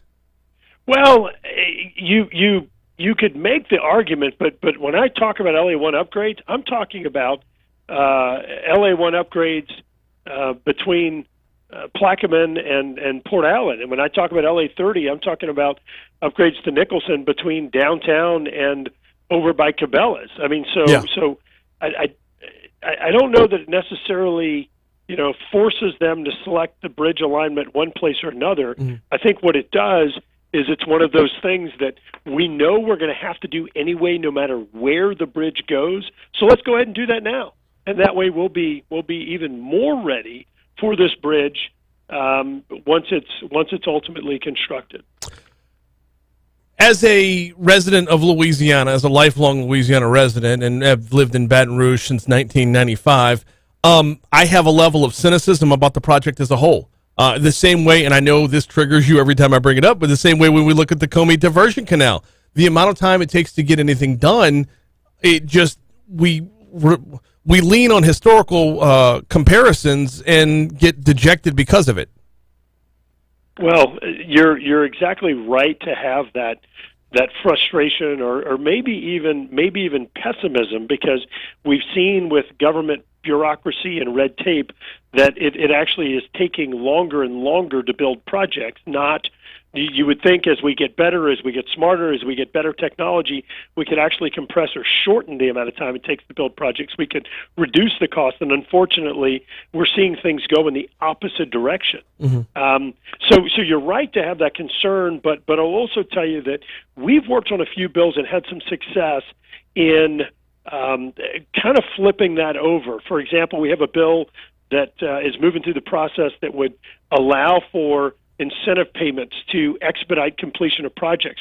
You may remember in the aftermath of like Hurricane Katrina, for example, when the I-10 over on the east side of New Orleans, they were able to come in and put incentive payments in place and get that built back much faster. I think they had a similar bridge in either Mississippi or Alabama a few years before where they did the same thing. So we've got some models where you can actually expedite. I tried to pass an amendment that required, and this was probably 2 years ago, that required that they have an alignment selected within 1 year and ready to turn dirt on this project. And of course, we got fought. They fought us on the amendment because there are people up here that love bureaucracy. But look, there's some models out there, Brian, that I think have shown that you can do things like move better, faster, cheaper without trashing the environment, without compromising safety or the engineering. And so I do think we can follow some of those. But I'll tell you, I haven't been impressed with how long it's taken them, again, over 6 or 7 years just to figure out where the bridge should go. That's unacceptable, and it certainly doesn't bode well for us moving to the next phase of actually moving to construction. How would you handle it differently? Would you put in deadlines and then the money gets released to the general fund, or how would... Well, first of all, recognizing that this is complicated, you got to think about the soil strength. You got to think about where the bridge should go, because you want to make sure you can actually connect to other major roads like I-10, I-12, and others. Because you have to think about maritime safety, or making sure that you put the bridge somewhere that's not going to have boats and barges crashing into it. I would have started this in year one if I were elected governor back when Governor Edwards and Senator Vitter were in the race. I would have done this study or this analysis in year one, not waited till whatever they waited till 2020 or 22 or 2020 or 21. I think it just showed a lack of priority, and now this is going to end up spilling over and become the problem of the next administration. And I think that was a failure. So considering where we are now, I would put incentive payments in place and say, hey, look, if you can get this done in this period of time, we'll give you this much more money. There are all kinds of innovative financing and delivery mechanisms that have been used in the United States and around the world. Australia's done some really neat things. Look, this isn't rocket science. This isn't a situation where we should be reinventing the wheel. They're models. This is a priority. And I think that the threat to the environment by leaving people stuck in traffic and pumping out tailpipe emissions, the threat to lives by the multiple people that have died on I-10, this makes it worth it for us to make this a true priority and to put incentive payments in place and to make this thing get delivered as soon as possible. Congressman Garret Graves is our guest, talking a little bit about the Mississippi River Bridge, but I'm keeping an eye on the clock, Congressman, because I need to talk about, or I need to get you to sound off a little bit about the situation in Ukraine. Where we are now versus where we were the last time we talked, this thing looks like it's lasting longer. It does not look like it's getting better. What is our role as Americans? What is your role in Congress when it comes to this situation? Well, I'll tell you something. Now that my feet are solidly back on American soil, I actually was in Poland. I was in Ukraine. I went and met with Germany and Denmark, talking to them about what's going on. I went on the ground, again, in Ukraine, talking to folks there, talking to refugees, talking to the 82nd Airborne and our military commanders. It is an absolute mess over there, and I want to be clear on that. We should have done more. We should have done it earlier. So now we're, to some degree, playing catch-up, but I got to tell you, our 82nd Airborne, they are unbelievable, the things that they're doing over there in order to help protect folks in Ukraine, and in order to help get some of the weapon systems and other things that are over there. What we need to be doing is we've got to ultimately cut off the energy revenues that Vladimir Putin is bringing in, and don't quote me on the number, I don't remember exactly what it is, but it's like $1 billion a day that he's bringing in from oil sales and gas sales to the same countries that are trying to stop his aggression in Ukraine. I mean, to just think about that. We're actually funding, or some of these countries are actually funding his aggression in Ukraine, and at the same time supplying defensive weapons to the Ukrainian military to defend themselves. This is unacceptable. We've got to completely cut off his revenue streams. The sanctions need to be tougher. They need to be more comprehensive. We've got to strangle his financial sources to where he does not have the ability to continue this offensive action in Ukraine. I think that you're going to find at the end of the day tens of thousands of innocent civilians have been killed. You've seen all the disgusting atrocities that the Russian military has carried out against women and children and others over there. The tens of thousands of people murdered. So this it's completely unacceptable. We have got to isolate him, and we've got to strangle his economy, his revenue streams, and prevent him from being able to continue to fund this. Has anything beyond actually isolating and strangling his economy, has anything beyond that been discussed to this point? Well, much of the discussion has been about the types of weapons, how advanced the weapon systems are that we provide him. We provide Zelensky over in Ukraine. And so a good bit of discussion on that. Whether it makes any sense to take it a step further, like, for example, putting peacekeeping forces into like under the UN banner, or perhaps other countries in that region that are very concerned about Russian aggression spilling over even further in that, for example, putting peacekeepers into that western area of Ukraine where there currently is not much conflict, just helping to stabilize some of that, being more proactive in Moldova, where there has been threats of additional violence or basically incursions or invasions into that country. But look, something that we all need to keep in mind, I do think that as a result of the human rights violations, the threat to freedom that this causes if we don't stop this cold and totally put the pressure on Putin, but we cannot lose sight of some of our domestic priorities. For example, we in the appropriations bill, Speaker Pelosi and others put $7 billion in international disaster aid in there, but put zero in there for Hurricane Ida victims. So we've got to make sure that we're not forgetting about, the people we're supposed to be fighting for and representing, which is Americans as well. I think we can do both, but I am concerned, for example, the flawed priorities that were shown in that last appropriations bill that, of course, we opposed, that put billions and billions of dollars toward other countries and nothing toward our own needs. It's amazing how a negative swing towards Russia can have such a positive impact on our local economy. I hate to think about it in those terms, but that would be a one-for-one cause and effect if there were to be true action in that regard. Well, Brian, think about that. It shows you how flawed the energy strategy has been out of this administration, that they actually increased our dependence upon Russia. They let other NATO allies and friends increase their dependence upon Russia, just sending him billions and billions of dollars. I think Vladimir Putin had $630 billion reserve leading up to this war because he knew that he was going to need those funds, and that was funded by countries like Germany, by countries like America. That is just France and others. Just wrong that we allowed that to happen whenever we had energy sources right at home in Louisiana. We could have stepped in and filled those voids. We could have been providing energy to those other countries. This administration's been slow-walking our liquefied natural gas export terminals. They've been delaying some of the new production activities and sandbagging through regulation and policies American energy production, which all it's done is resulted in favoring Vladimir Putin and other unfriendly countries' energy production. It's just contrary to America's interest, and that's one of the first things that this administration needs to fix. We have so much more to cover, but we are just straight up out of time. Going to have to pick up the conversation again next week. Congressman Garret Graves, appreciate your time as always. Thank you for hopping on board. Thanks, Brian. Take care. Always. You too. I had more to get to, but we're late. We're super late for a break. Check of traffic. Coming back with the Outside In next.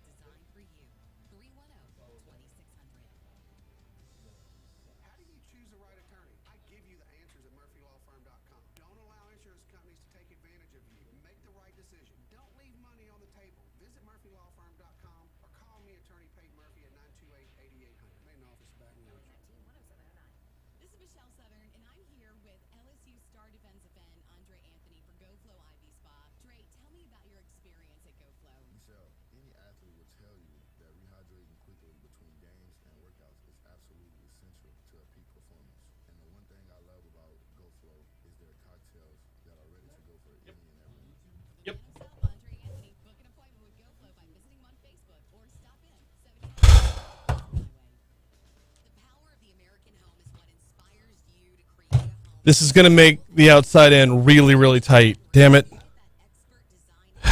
Do I do the bit anyway? The bit's going to be funny. I know, but like, I'm going to have to slide into a very, very gruesome story after it.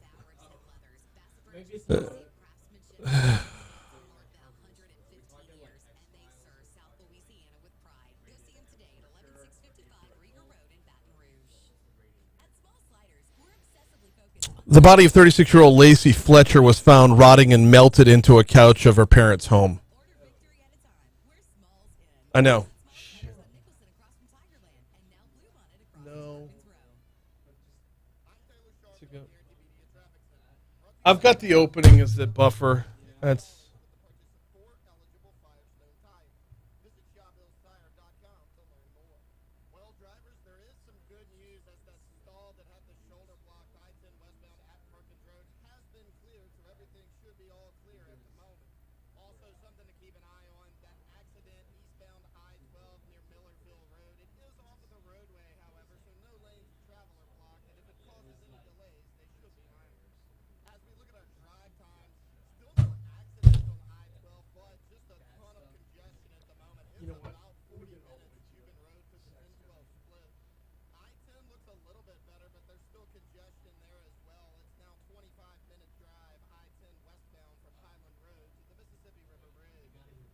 Yeah, the first. I missed the first note.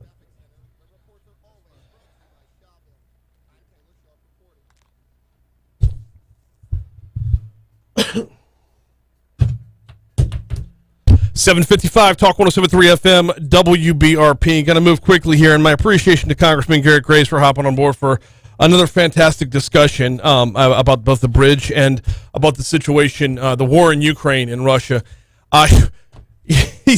He mentioned Moldova in there. Is it bad? What does it say about me that my only point of reference for Moldova is this?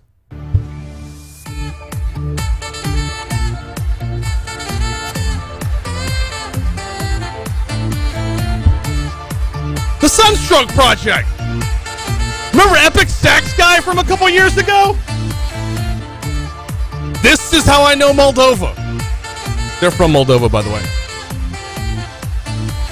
Side note, check out Travels with My Father with Jack Whitehall. I believe it's on Netflix.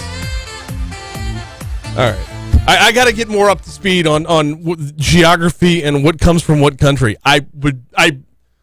Let me know. What am I missing from Moldova that's not that? Post it up on YouTube. Mornings with Brian Haldane. All right. We're late for the outside in. Let's get it.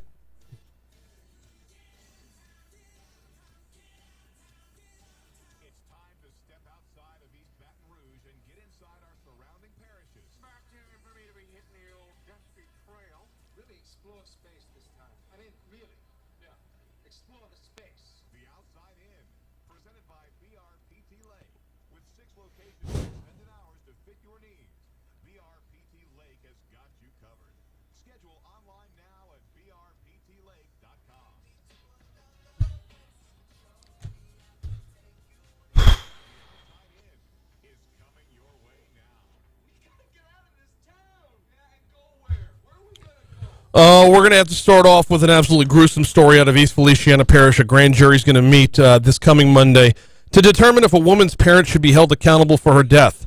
Sam Tequila, the district attorney for the 20th Judicial District, said, the body of 36-year-old Lacey Fletcher was found rotting and melted into a couch of her parents' home back in January. Fletcher only weighed 96 pounds. Sources said it's one of the worst cases of neglect they've ever seen, noting she had insects all over her body, was covered in feces from head to toe. Dr. Yul Bickham, coroner for East Feliciana, was very limited in what he could say due to the pending grand jury hearing, but it told our news partners at WBRZ that in his 30 years as a practicing physician, he's never seen anything like it. I couldn't eat for a week. I cried for a week, Dr. Bickham said. Moving from East to West Feliciana with a much better story.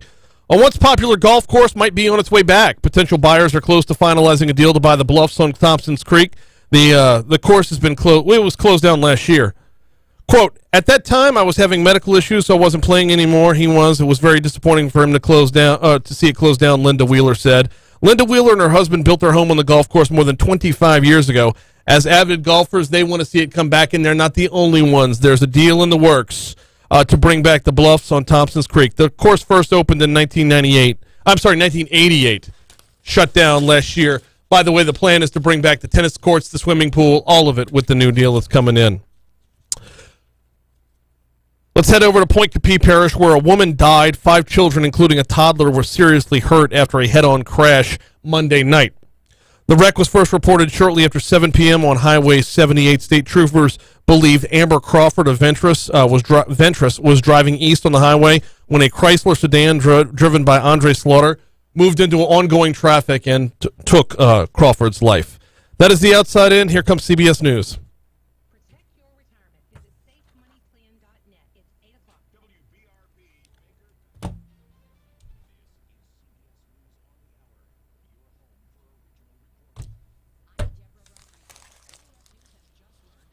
Byron says, Travels with My Father is the greatest thing Netflix has ever produced. The first 3 seasons, yes. It dropped off in quality significantly when they'd put out a season that only had 2 to 3 episodes, and it's getting to be the same joke over and over again. But yes, seasons 1, 2, and 3, absolutely.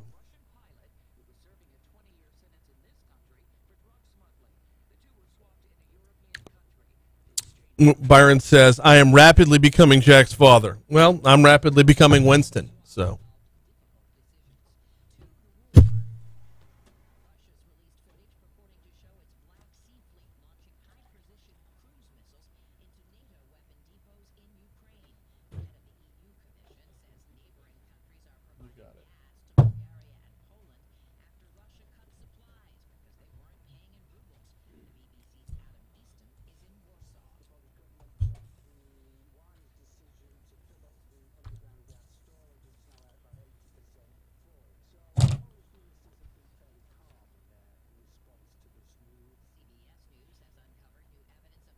The good news is the 4th story in the Outside In actually applies tomorrow as well. So I could just copy and paste it to tomorrow's rundown.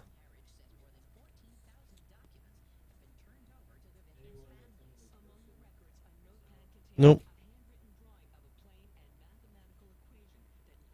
Wow.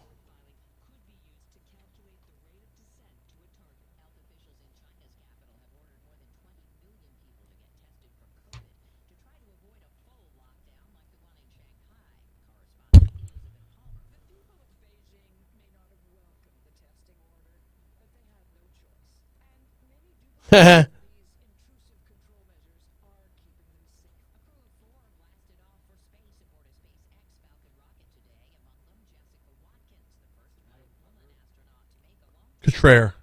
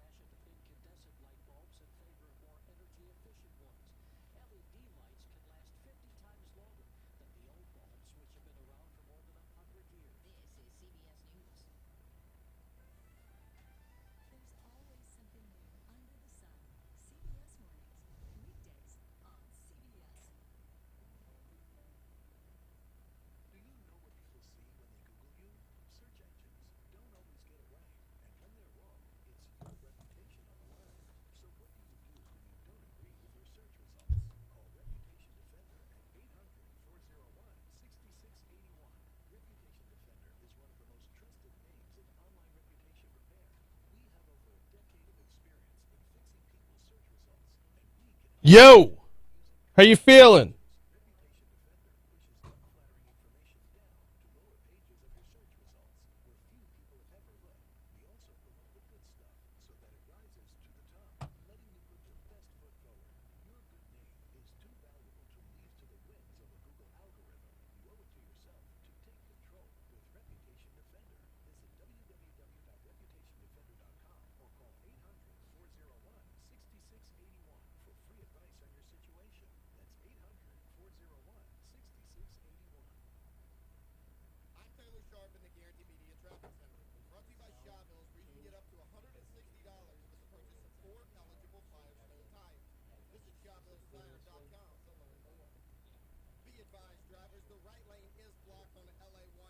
The easy way to do it, 6 o'clock and 8 o'clock hours, there's 3 minutes of news, a 1 minute spot.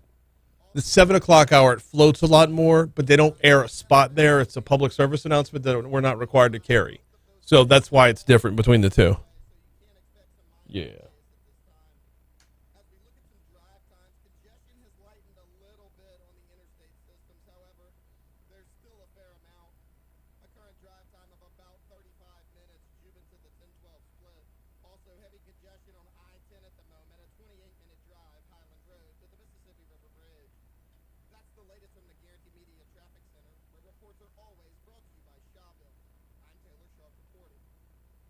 Though we started out chilly this morning, temperatures will climb fast. Wearing layers is important today. Temperatures will be near 80 degrees this afternoon with mostly sunny skies and really nice low humidity. Tonight will be chilly with temperatures back down near 50 degrees. Thursday will be a near perfect repeat with temperatures near 80 in the afternoon and overnight lows dropping into the 50s. Dry skies will continue through Friday and Saturday with temperatures in the mid-80s. A few isolated showers are back in the forecast by Sunday.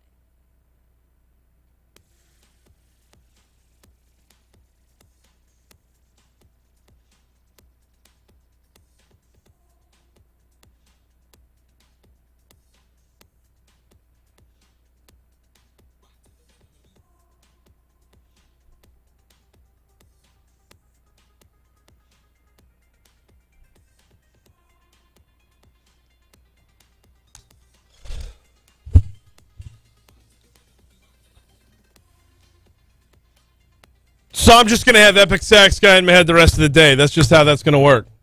I knew I shouldn't have. I knew it was going to be stuck there. I did it anyway. But there is no other reference to Moldova that I'm ever going to know. Hour 3 of Mornings with Brian Haldane coming your way right now. Brian here with you. Jake producing. Got a busy hour this hour. Multiple guests this hour, in fact.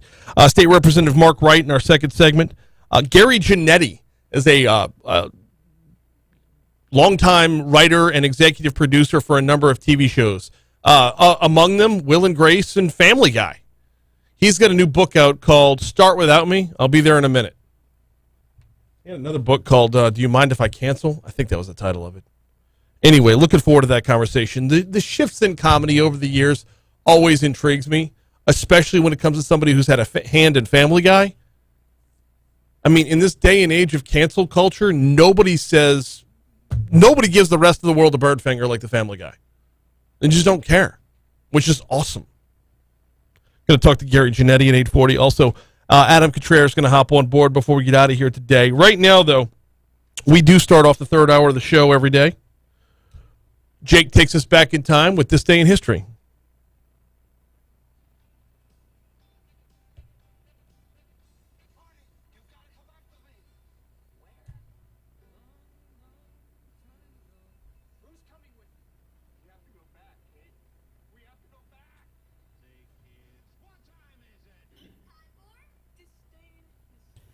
Yes, sir. It is time for This Day in History. We're going to be kicking things off. Kind of a banger, gotta say, to start things off. We're going to be going off in 1810. Ludwig van Beethoven. He composed his famous piano piece. Technical error there. Hold on. For Elise. In 1810, on this day, he composed this famous piece. You think of piano, you probably think of this song. Top 5 for sure. Top 5. Yeah, top 5. 2 at least. Come on, dude. It's a banger. Can you imagine the people at the brothels and the local hangout? Brothels? 1810, I don't know. They had concert halls. Yeah. They had performances. Nah, come on. You're taking it right to the brothel? They were raging back in 1810, let me tell you. Oh, no doubt. No doubt. This was all over Spotify. Yeah, it's a classic. Come on. It was. All right, well, let's just move things on to 1937. The first U.S. Social Security payment was made. Okay. Yeah, banger right there. 1946, the first radar installed aboard a commercial ship. All right. 1947, just 1 year later, Babe Ruth Day was celebrated at Yankee Stadium and throughout the U.S. Okay. 1956, undefeated world heavyweight boxing champion Rocky Marciano. He retires from the ring. Yep. In 1982, the trial of John Hinckley begins for the attempted assassination of U.S. President Ronald Reagan. Yep. In 1986, Soviet authorities ordered the evacuation of the city of Pripyat, population 50,000, one day after the Chernobyl nuclear accident. And in 2017, it took place the NFL Draft. Texas A&M defensive end Myles Garrett was the first pick by the Cleveland Browns. How'd that go? Not bad. It's pretty good. Not bad. Cleveland made the playoffs this year. So. Hey, you missed out in 4977 BC. Oh, snap. Yeah. Way off. Right? 4977 BC, the universe was created. How did I miss I don't know. the beginning of I don't know, history unless you're this just day? giving no respect to German mathematician and astronomer Johannes Kepler. He was considered a founder of modern science. Kepler theorized that the universe was created on this day in 4977. So what if I theorize? Narrowed that it the down. universe- Well, What? I mean, what gives him the authority to theorize? When He's the universe- Johannes Kepler. Yeah.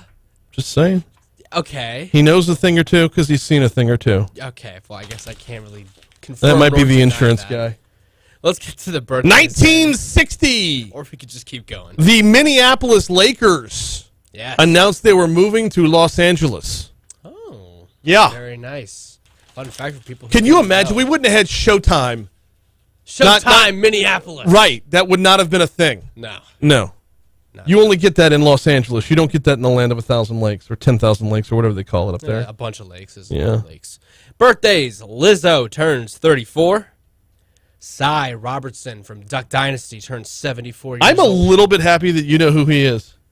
Duck Dynasty? Yeah. It was big in the early 2010s. Uncle Cy. Yeah. Yeah, I saw him at a... 74 years old. I got to shake all their hands at a gala one time, back when they were really popular. Awesome.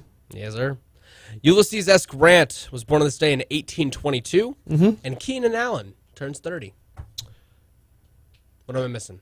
Ooh. You ready? Oh, yeah. Okay. Herm Edwards, longtime NFL coach Herm Edwards, born on this day in 1954. Casey Kasem, born on this day in 1932. Coretta Scott King, born on this day in 1927. Beep, beep, beep, beep, beep, beep. Samuel Morse, 1791. And a couple of local ones here. I want to make sure that I get all three of them. Number one, former LSU Tiger, Alfred Blue, born on this day in 1991. 1986, Trendon Holiday was born. And 1995, Zachary High graduate, Boston Scott. Hey. NFL running back Boston Scott, born on this day in Still 1995. the Eagles, right? I believe so. That's why I was hesitant with that. Last time I Current team, Philadelphia Eagles, but that's according to Wikipedia's. Well, happy birthday to all those mentioned. Didn't have any deaths to talk about. Am I missing? I got any? one on this day in 1521. Ferdinand Magellan died. Oh. The Yeah. Explorer. Yeah. Huh. Yeah. Oh, also on this day in it was either 81 or 82. I didn't write it down. Xerox introduced the personal mouse. Huh. Yeah. We have a lot of those nowadays. Yeah. I'd say so. Well, rest in peace to Ferdinand. Hope he's doing well in the afterlife. Holidays. Babe I'm Ruth sure Day. he's finding his way. God, that was bad. That was terrible, but I appreciate it because I've made worse on this show, and you know that. Yep. Holidays. Babe Ruth Day. We talked about it already. Yay. I got a joke for you. What's Mario's favorite kind of jeans? Denim, denim, denim. It is Denim Day. Yeah. National Prime Rib Day. And finally is National Tell a Story Day. Okay. And that is this day in history. The state legislature has a story to tell. They're about midway through their 2022 regular session. State Representative Mark Wright joins us next to talk about it. I still owe you a Mathurns.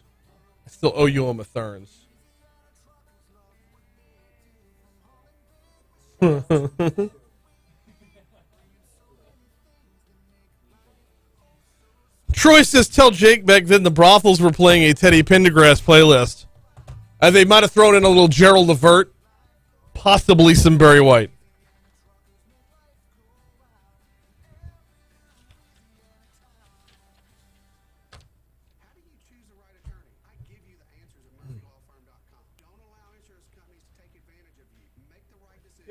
calling him. Need his number. Yeah. This is Skip Burton, and as a coach for over 50 years and the father of 4 daughters, we've Oh! and accumulated lots of stuff. Dependable Storage wants your stuff. Now open in Baton Rouge. Visit dependableStorage.com. It's time to bring it, Baton Rouge. Y'all, the Baton Rouge Area Chamber is ready to unleash the city and the metro area's potential. Now, more than ever, we have an opportunity to push the status quo, to move in pursuit of a more prosperous future for everyone. Through collaboration and real tenacity, together we're going to transform the region into the vibrant environment we want to call home. Learn more about BRAC's newest initiatives to accelerate economic opportunity at brac.org/bring it. We're ready to bring it. Are you? Like wine? Then you'll love this. Join the Baton Rouge Zoo Foundation for their second annual Wild Wine Walk on Friday, May 20th. Guest ages 21 and older are invited to stroll through the zoo for an early evening of wine tastings, food samplings, and live music. Proceeds support wildlife conservation efforts. This event promises to be a wildly good time. Go to wildwinewalk.org and snag your tickets before they're gone. Wild Wine Walk, May 20th at Breck's Baton Rouge Zoo. Tackling the top stories of the day. Brian Kilmeade, weekday mornings from 10 to 1 on Talk 107.3, the new flavor of talk. Breaking down the news with the newsmakers. Talk 107.3, the new flavor of talk. I'm Taylor Sharp in the Guarantee Media Traffic Center. Brought to you by Shaw Bills, where you can get up to $160 with the purchase of 4 eligible Firestone tires. Visit ShawBillsTire.com to learn more. The accident on Highway 1 northbound at Phillips Lane has been cleared, so all lanes of travel are open. There is still a little bit of congestion, but it should lighten up here shortly. Also, keep in mind of that accident in the roadway on Evangeline Street at Lemonwood Drive. It is still in the roadway, however, it should be cleared up here shortly. Also, there are reports of a crash with injuries on Tiger Bend Road at Hickory Ridge Boulevard, so use caution when you're in that area. If you're trying to go around that accident, the problem is Hickory Ridge is right there by a residential area. You'll basically have to drive all the way through that subdivision, but you can come out at Stumberg Lane. Also, there are reports of a hit and run on Joseph Yeah, Road. Hickory Ridge is just one boulevard. That's the latest from the Guarantee Media Traffic Center, where reports are always brought to you by Shaw Bills. I'm Taylor Sharp reporting.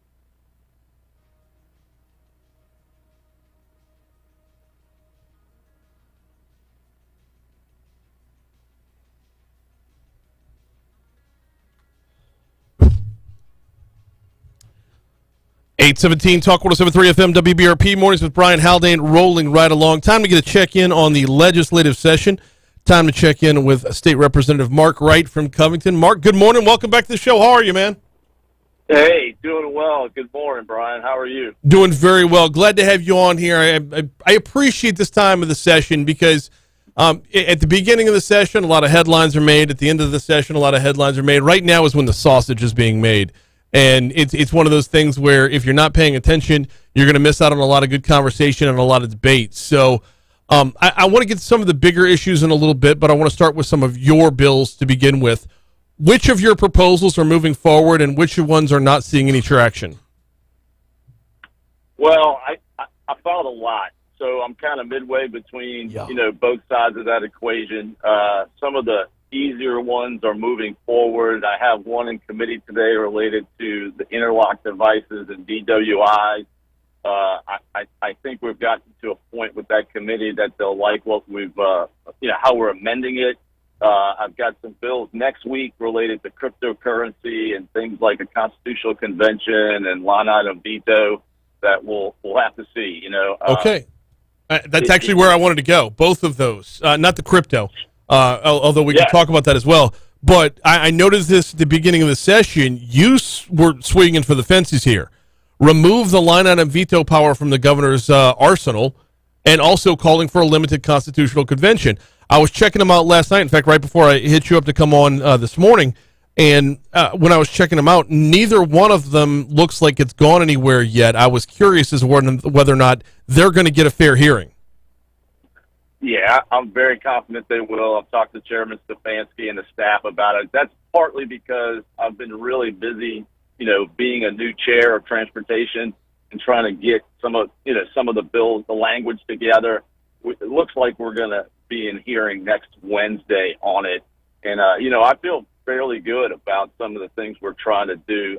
Look, it's a tough ask. I mean, the Constitutional Convention the bill is really more about reintroducing that concept back to this legislature with the idea perhaps of next term, really going forward with it.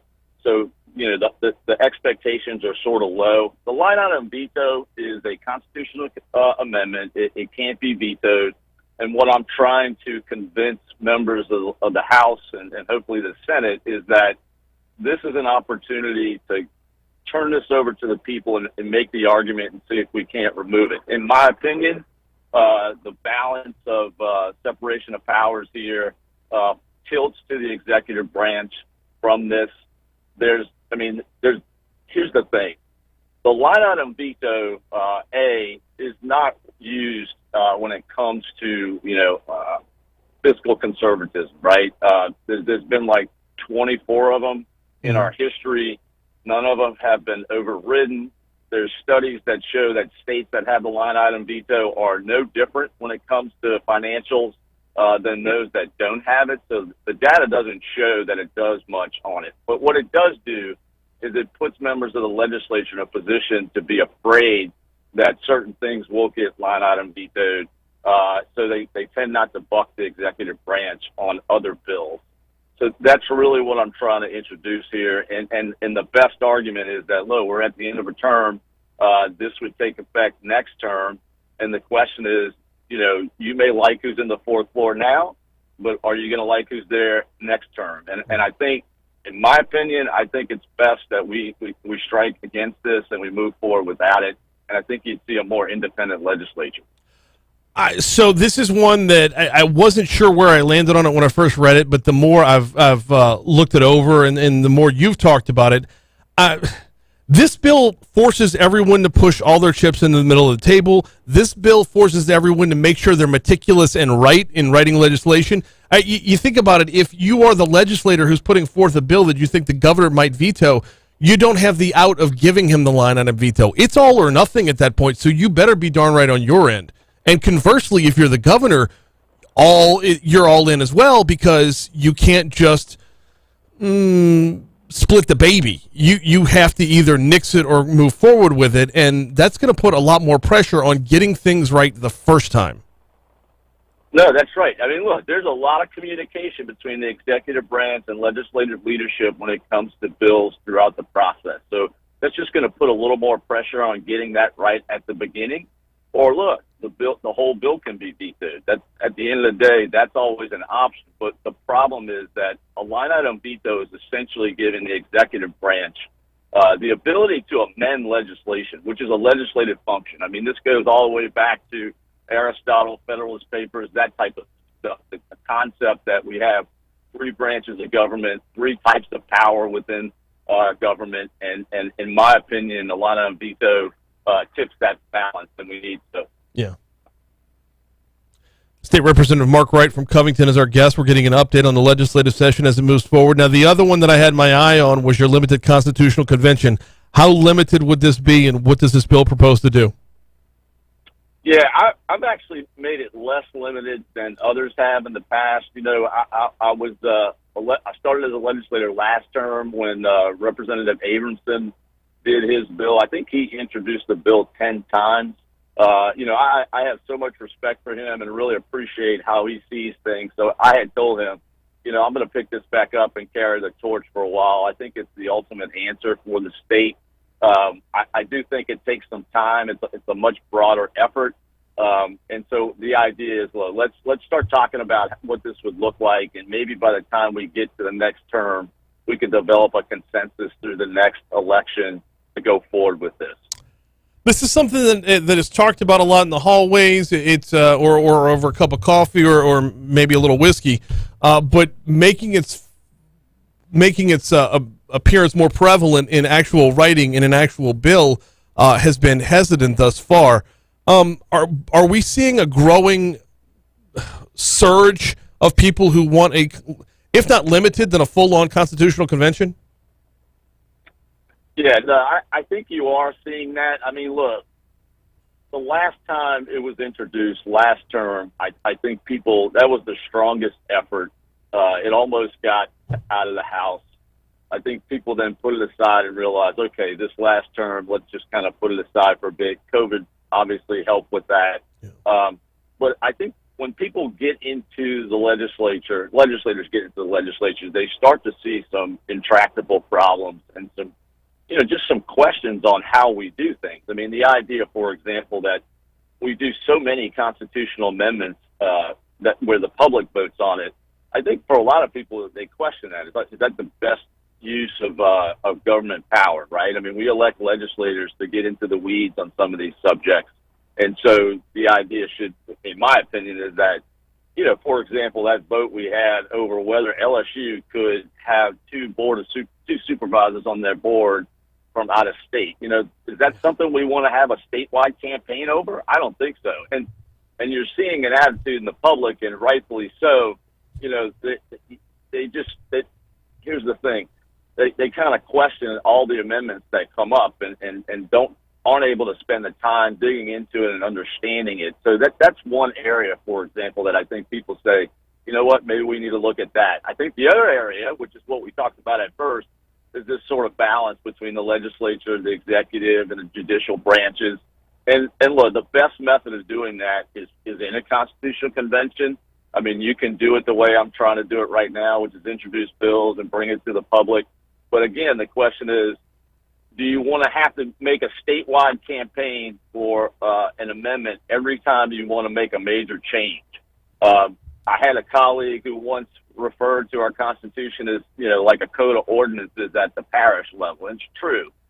We need to kind of look at how we do things, and it does have an effect on the end product. So, here's my argument. Let's go ahead and make our Constitution more like other states, and I think you'll see some better results. State Representative Mark Wright is our guest. Mark, you mentioned chairing up the Transportation Committee. Got to shift the conversation over there, and I asked this kind of tongue-in-cheek, but what's been hot in transportation? Well, no, there's a lot of things hot. Obviously, first off, the money, right, between the infrastructure bill and the expected revenue in the years coming, based on some legislation that was passed last year, has put a lot of money into play. And so we've got a lot of mega projects in this state we have to address. Of course, everybody knows about the construction that's starting in Baton Rouge. But the bigger one right now, or the bigger two rather, the Calcasieu River Bridge and the new Mississippi River Bridge. Yes. And the governor has said they need $500 million to start that project. I think you see people in the legislature questioning whether you need that much, because clearly, if you ask for $500 million and you get $400 million, you can do a lot more. You can do a lot with $100 million, right? And so other parts of the state are saying, look, do we need to do $500 million? I'm not sure we're at the answer yet on that. I know the governor would say, yeah, that's what they need. Secretary Wilson does a great job of advocating for transportation. But certainly at the end of the day, the question is, can we take $100 million of that and do other smaller regional projects that are certainly needed? So that's where it all is right now. And I'm fully aware that I'm asking this of a guy who comes from Covington, where widening I-12, the entire length of I-12, should be on some level a priority. But how do you come down on this? Are we looking at the possibility of diluting dollars down into multiple projects to where they don't mean anything? Yeah, look, that is a valid criticism of how we've done stuff. I mean, part of it is because we just don't have a lot of dollars, and the transportation department is trying to spread it all over. But we've got, 3 or 4 mega projects, especially if you include 3-lane in I-12 all the way, which is desperately needed. You got to do what you can. Now, look, the new bridge that's being discussed is a public-private partnership. It would be a toll bridge. So that's one way you spread some of the dollars. You get the private sector involved. But at the end of the day, you got to make decisions on the big stuff. I think there's a consensus about what those are in the state. And so then, the question is, can we spare some other money to kind of help move other things along? It's a great question, Brian, and look, you can respect anybody who sees it anyway. There's no right answer, in my opinion. There's just going to be an answer by the legislature at some point as to what it looks like. Yeah, yeah. I know. So I get to see the I-12 up close. I get to see the need for the Mississippi River Bridge up close. I don't get to see the need for the Calcasieu Bridge up close, though I do have to respect the people who say that the need is there as well because it's crumbling. But that therein lies the rub. Is everywhere you turn, we've got a $14 billion backlog. At some point, do we not just say, okay, let's go? Let's knock this one out, then we'll get to the next one. It's tough to tell everyone from 63 other parishes to take a back seat at any time in the discussion. Oh, definitely. Look, the delegation in the southwest part of the state will tell you Calcasieu River Bridge is the most important thing to do. It's hard to argue against that. I think where you have the real kind of debate right now is whether or not that needs to be a tolled bridge, right? And I respect that for sure because, you know, if you think about it, would you want a toll on all of 12? So essentially, as a member, you know, living in the public, you're going to pay a toll just to use the regular interstate. Yeah. So we're trying to find ways to help that group. The answer probably will not come until we go into a new term with a new governor, a new legislature. But you're kind of setting the stage right now over that. He is State Representative Mark Wright. Let's get you back on towards the end of the session, see how things played out. I'd love to, Brian. Always great talking to you. Take Likewise, care. you too. You too. Greatly appreciate the time and the insight. 8:31 at Talk 107.3 FM. Time for CBS News.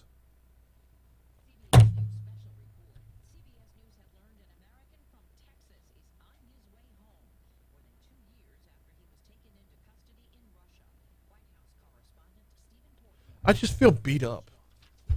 Like, shouldn't feel that way about the legislative session, but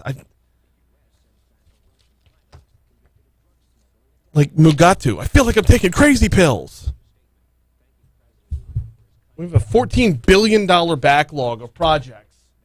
We've had a $14 billion backlog of projects. Look, imagine that $14 billion is a life raft. Okay, and you can give the life raft to somebody to get them safely to shore. Or you can cut the life raft into 50 different pieces and give it to 50 different people. Nobody's getting to shore. And that's what we're doing. We're continuing to cut the life raft into 50 different pieces. That's not a one-for-one comparison. Absolutely it is. Hey, you need $2 billion to build a bridge? Here's a 20 spot. Don't spend it all in one place. Like that seems to be the mentality.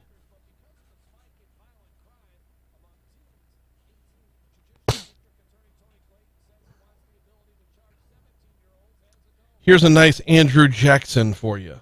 Go build a bridge with this.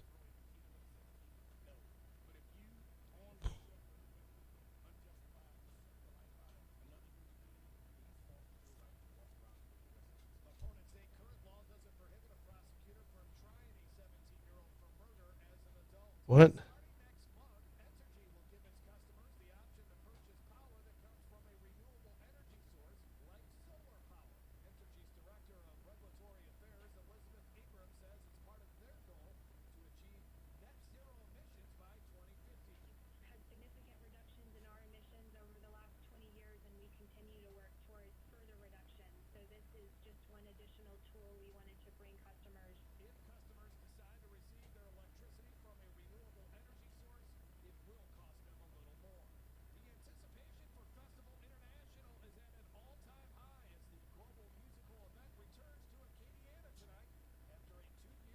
I'll be back in just a second, YouTube.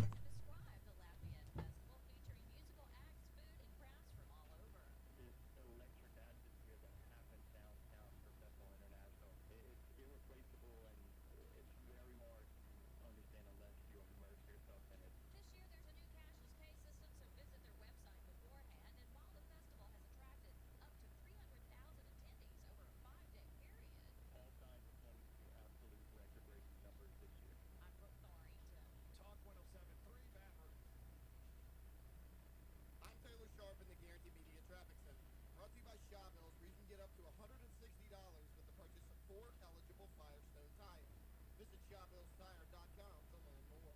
Drivers, be advised that earlier accident on Scenic Highway at Blunt Road has now been cleared, which means all lanes of travel are now open. Also, we do have an accident with injury, Tiger Bend Road and Hickory Ridge Boulevard.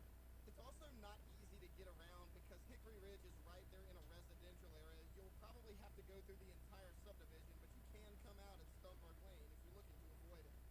Also, there is an accident on Government Street near West Drive and Steel Boulevard. However, it is off the roadway, so while it's not causing any slowdowns, it is something to be mindful of. And your drive time into work this morning has lightened up a little bit. It's currently just over 30 minutes, jibbing to the 10-12 split. That's the latest from the Guarantee Media Traffic Center, where reports are always brought to you by Shawbill. I'm Taylor Sharp reporting. Previous hailstorms have caused hidden damage to countless Baton Rouge homes.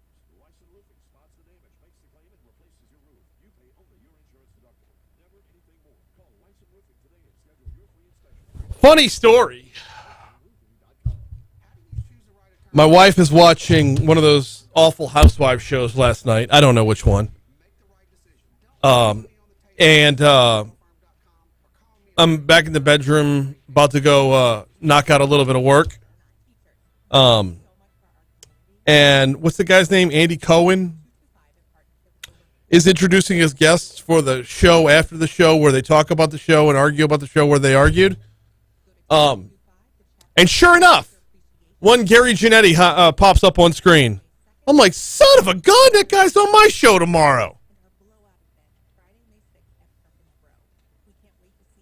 So, I probably should have paid attention to which housewives it was.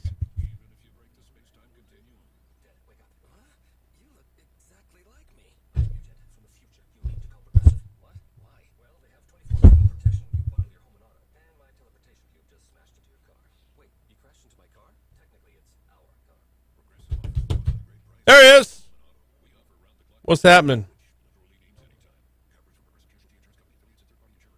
So I'm sure my out time is going to be 2 minutes before.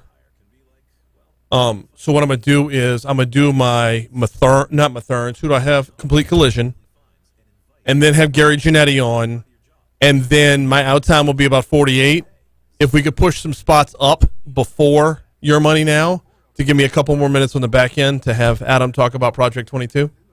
Okay.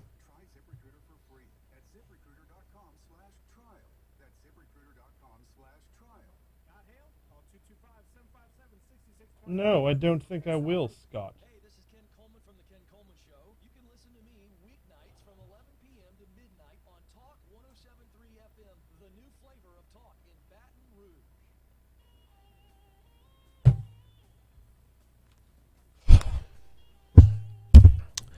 8:37 Talk 107.3 FM WBRP Mornings with Brian Haldane rolling right along. Family Guy writer, executive producer of Will and Grace and a whole slew of other projects. Gary Janetti is going to join me in about 2.5 minutes from right now. He's got a new book out called Start Without Me. I'll be there in a minute.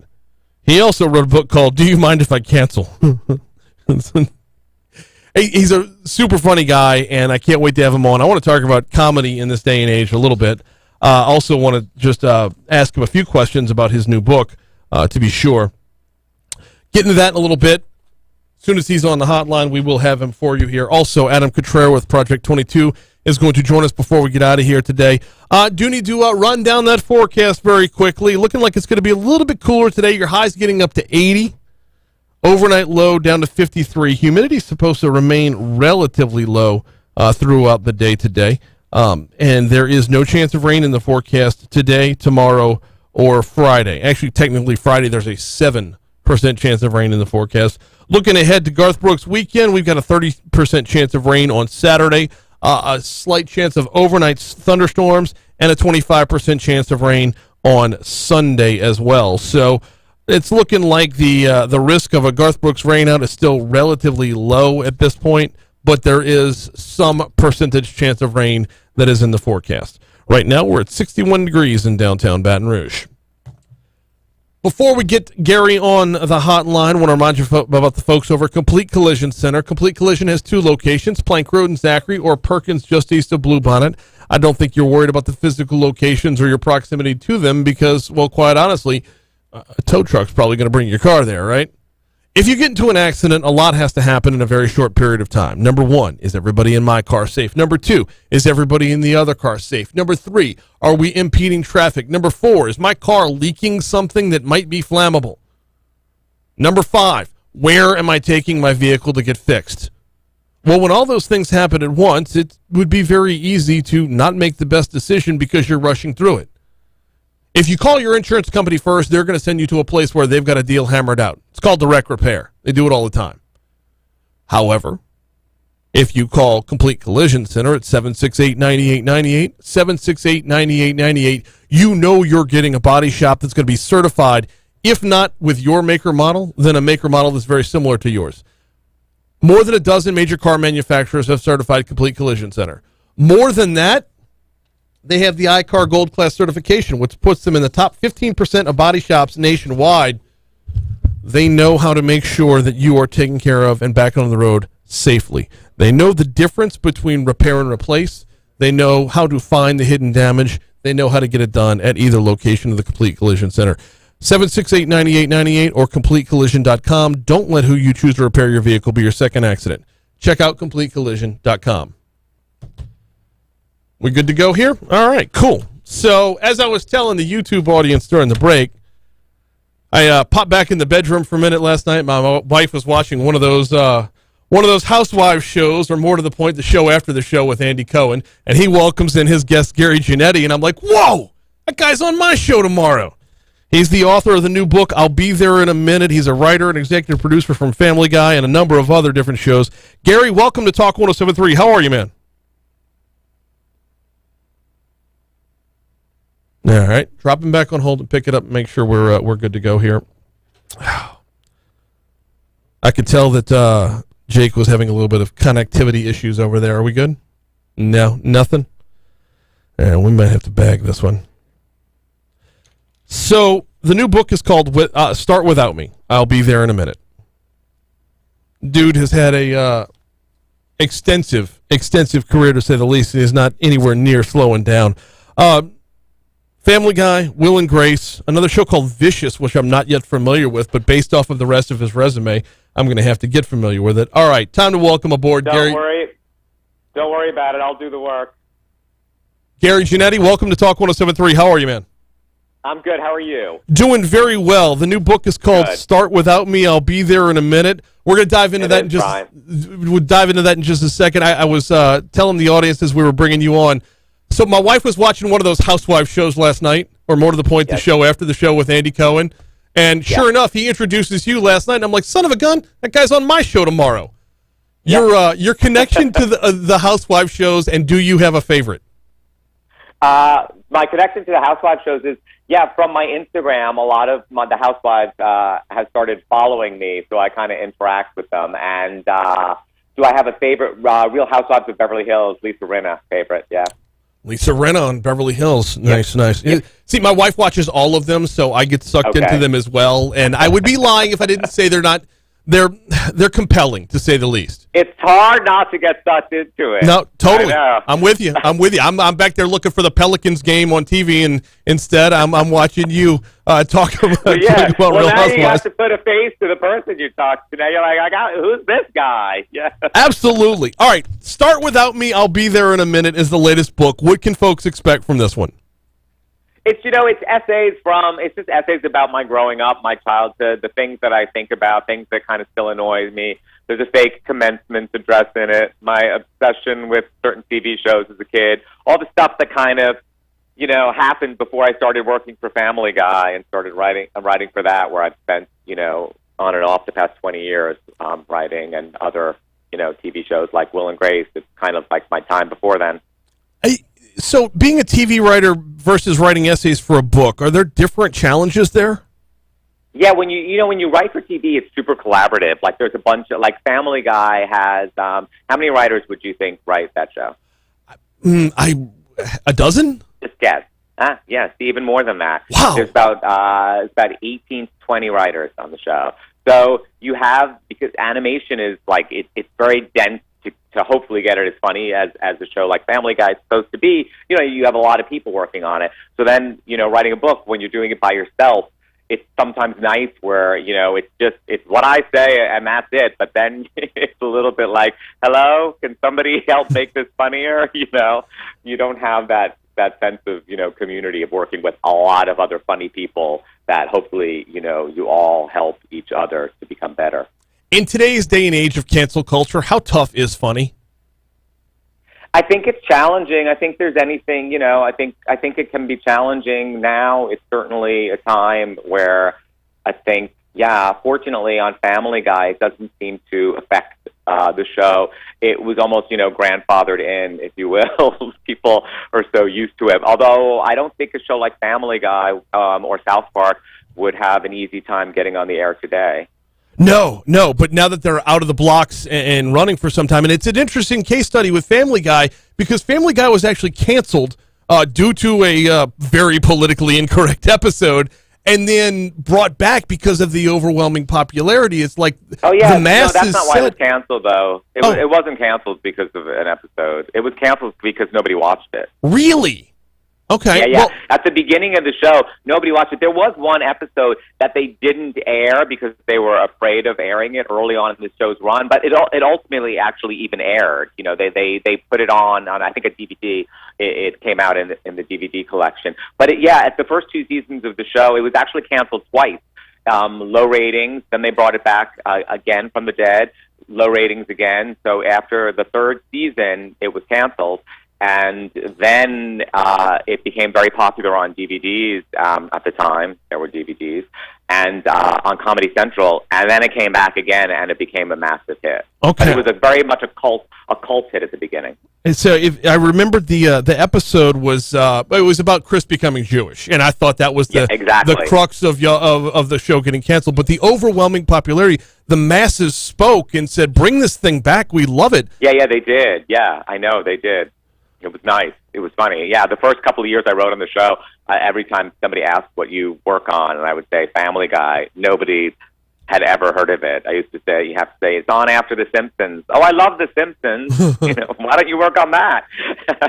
But now, Family Guy. Is animation kind of a cover, not a cover, but a level of insulation to be a little more bold, to be a little more politically incorrect? I think it is. I definitely think it is. I think you can get away with more because you're already in a ridiculous, you know, fake kind of universe, and animated characters, you know, have latitude to kind of behave in ways that, you know, I think real life actors kind of don't. And I think things can sound a little bit different when they're coming out of a human being versus, you know, Peter Griffin. Exactly. We got Gary Janetti for a couple more minutes, and I know you got to move on in just a little bit, but I want to talk a little bit about Start Without Me. These essays that are compiled, they're basically essays from your life. How much reality is there in it, and how much is just Gary's imagination running wild? Yeah, it's all reality as I remember it. You know, I'm not somebody who likes to do research or too much, so I'm always like, well, this is how I remember it, so that's what it's going to be. But I'm not, you know, fabricating anything. Except there are certain essays like a fake commencement address in there, advice that I think, you know, graduates should be receiving instead of the stuff that they do receive. So there's also a TripAdvisor review in there. Whenever I travel, I'm always reading TripAdvisor reviews. I like to read the bad reviews. I'm always amazed at what people, you know, write about places. So I have my own version of a TripAdvisor review is kind of in there. So it's all stuff like that mixed with things from, you know, little essays and moments from my past. One chapter called The Carol Burnett Show. Can you give us a little glimpse behind the curtain of what that's about? Carol Burnett Show, I was obsessed with. You know, when you're a kid, sometimes the right show comes to you when you need it. And I didn't have a lot of friends, but in my mind, she was my friend, and it was on at my bedtime. So I used to beg my mother to let me stay up late to watch the show, and she usually wouldn't. But fortunately for me, one summer, I don't know if people remember the serial killer, the son of Sam, but during this summer, he was terrorizing New York City, and they thought he was in our neighborhood one night on a Saturday night at 10 o'clock, and I got to, you know, get out of bed and watch the Carol Burnett Show while helicopters were kind of combing up and down our block. So that was a nice little, that was one positive thing that came out of the son of Sam Summer, as I far mean- as I'm concerned. Take that chapter and make it very personal and very funny along the way. It's going to be for good reading. It's called Start Without Me. I'll be there in a minute. Gary Janetti, hey, what are you working on right now? Right now, I'm just kind of like working on this. I still work on Family Guy, and I'm working on, going out and selling this book. Well, I'm looking forward to it. It's a series of essays. He is Gary Janetti. I appreciate you hopping on board today, man. Thanks so much. Happy to be here. Thank you. Likewise. Was looking at the clock, did not have time to get into it, but there was more I wanted to. There was a little bit more I wanted to cover in terms of the level of political correctness within our society right now. Before Family Guy, Gary worked with Will and Grace, and if you want to talk about a TV show that kicked down doors unapologetically and did so in a very politically incorrect fashion, it was that one. I'm looking at the clock, though. We have one more segment to go. We blew right past your money now. So we're going to go ahead and take a break. Coming back with Adam Cutrer from Project 22 next on Talk 107.3. What's happening? Nothing at all.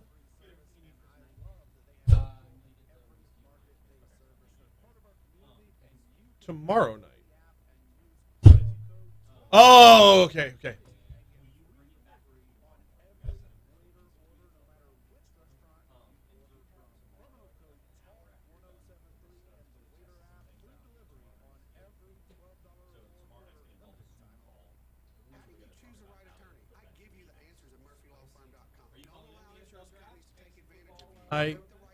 I haven't been asked to. It would be yeah. Actually, I don't know where he lives. Well, he does that twice a week anyway.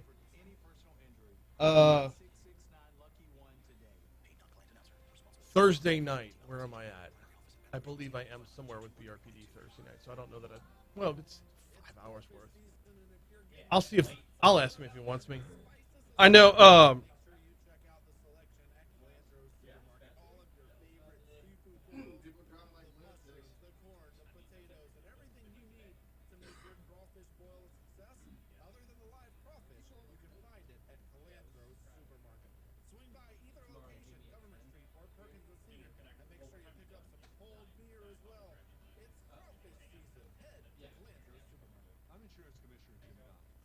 Thanks, Jay.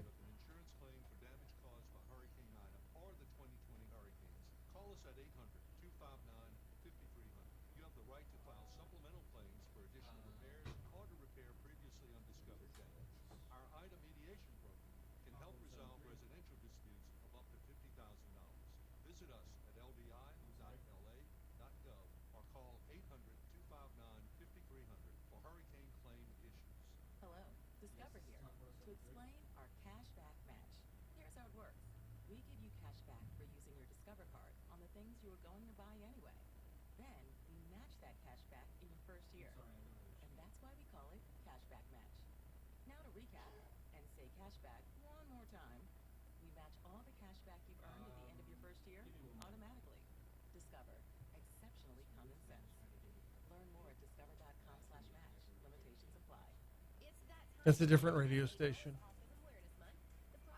Come on in. Nothing much. You been good? Okay.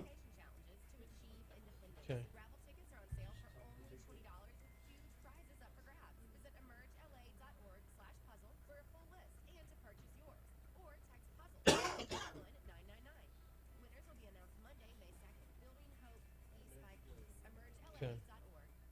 We moved a couple spots around to make sure we had at least a good 5 minutes to talk.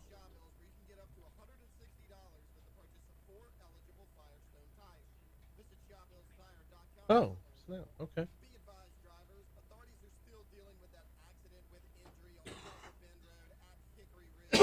Hey, there it is.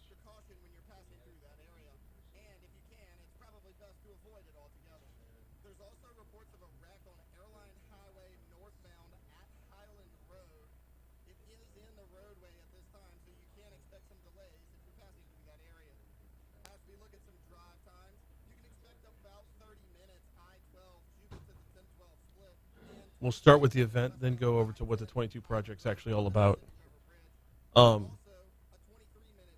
had a former White House chef on the show earlier in the week. His name's Andre Rush. He is famous for his arms.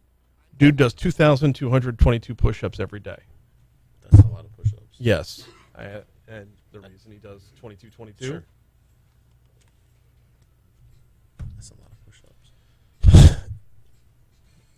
854 Talk 107.3 FM WBRP. One segment to go here on Mornings with Brian Haldane. Thanks again to Gary Giannetti, writer for The Family Guy and the author of the new book, Start Without Me, for hopping on board in our last segment. Thanks again to State Representative Mark Wright as well. We're not done yet, though. Before we get out of here, I want to welcome in Adam Cutrer to talk about the 22 Project, which I mistakenly called Project 22 earlier, and I apologize for that. It's the 22 Project. Is unbelievably important. We'll get around to why it's important in a minute, but you've got an event coming up that I want to make sure we cover.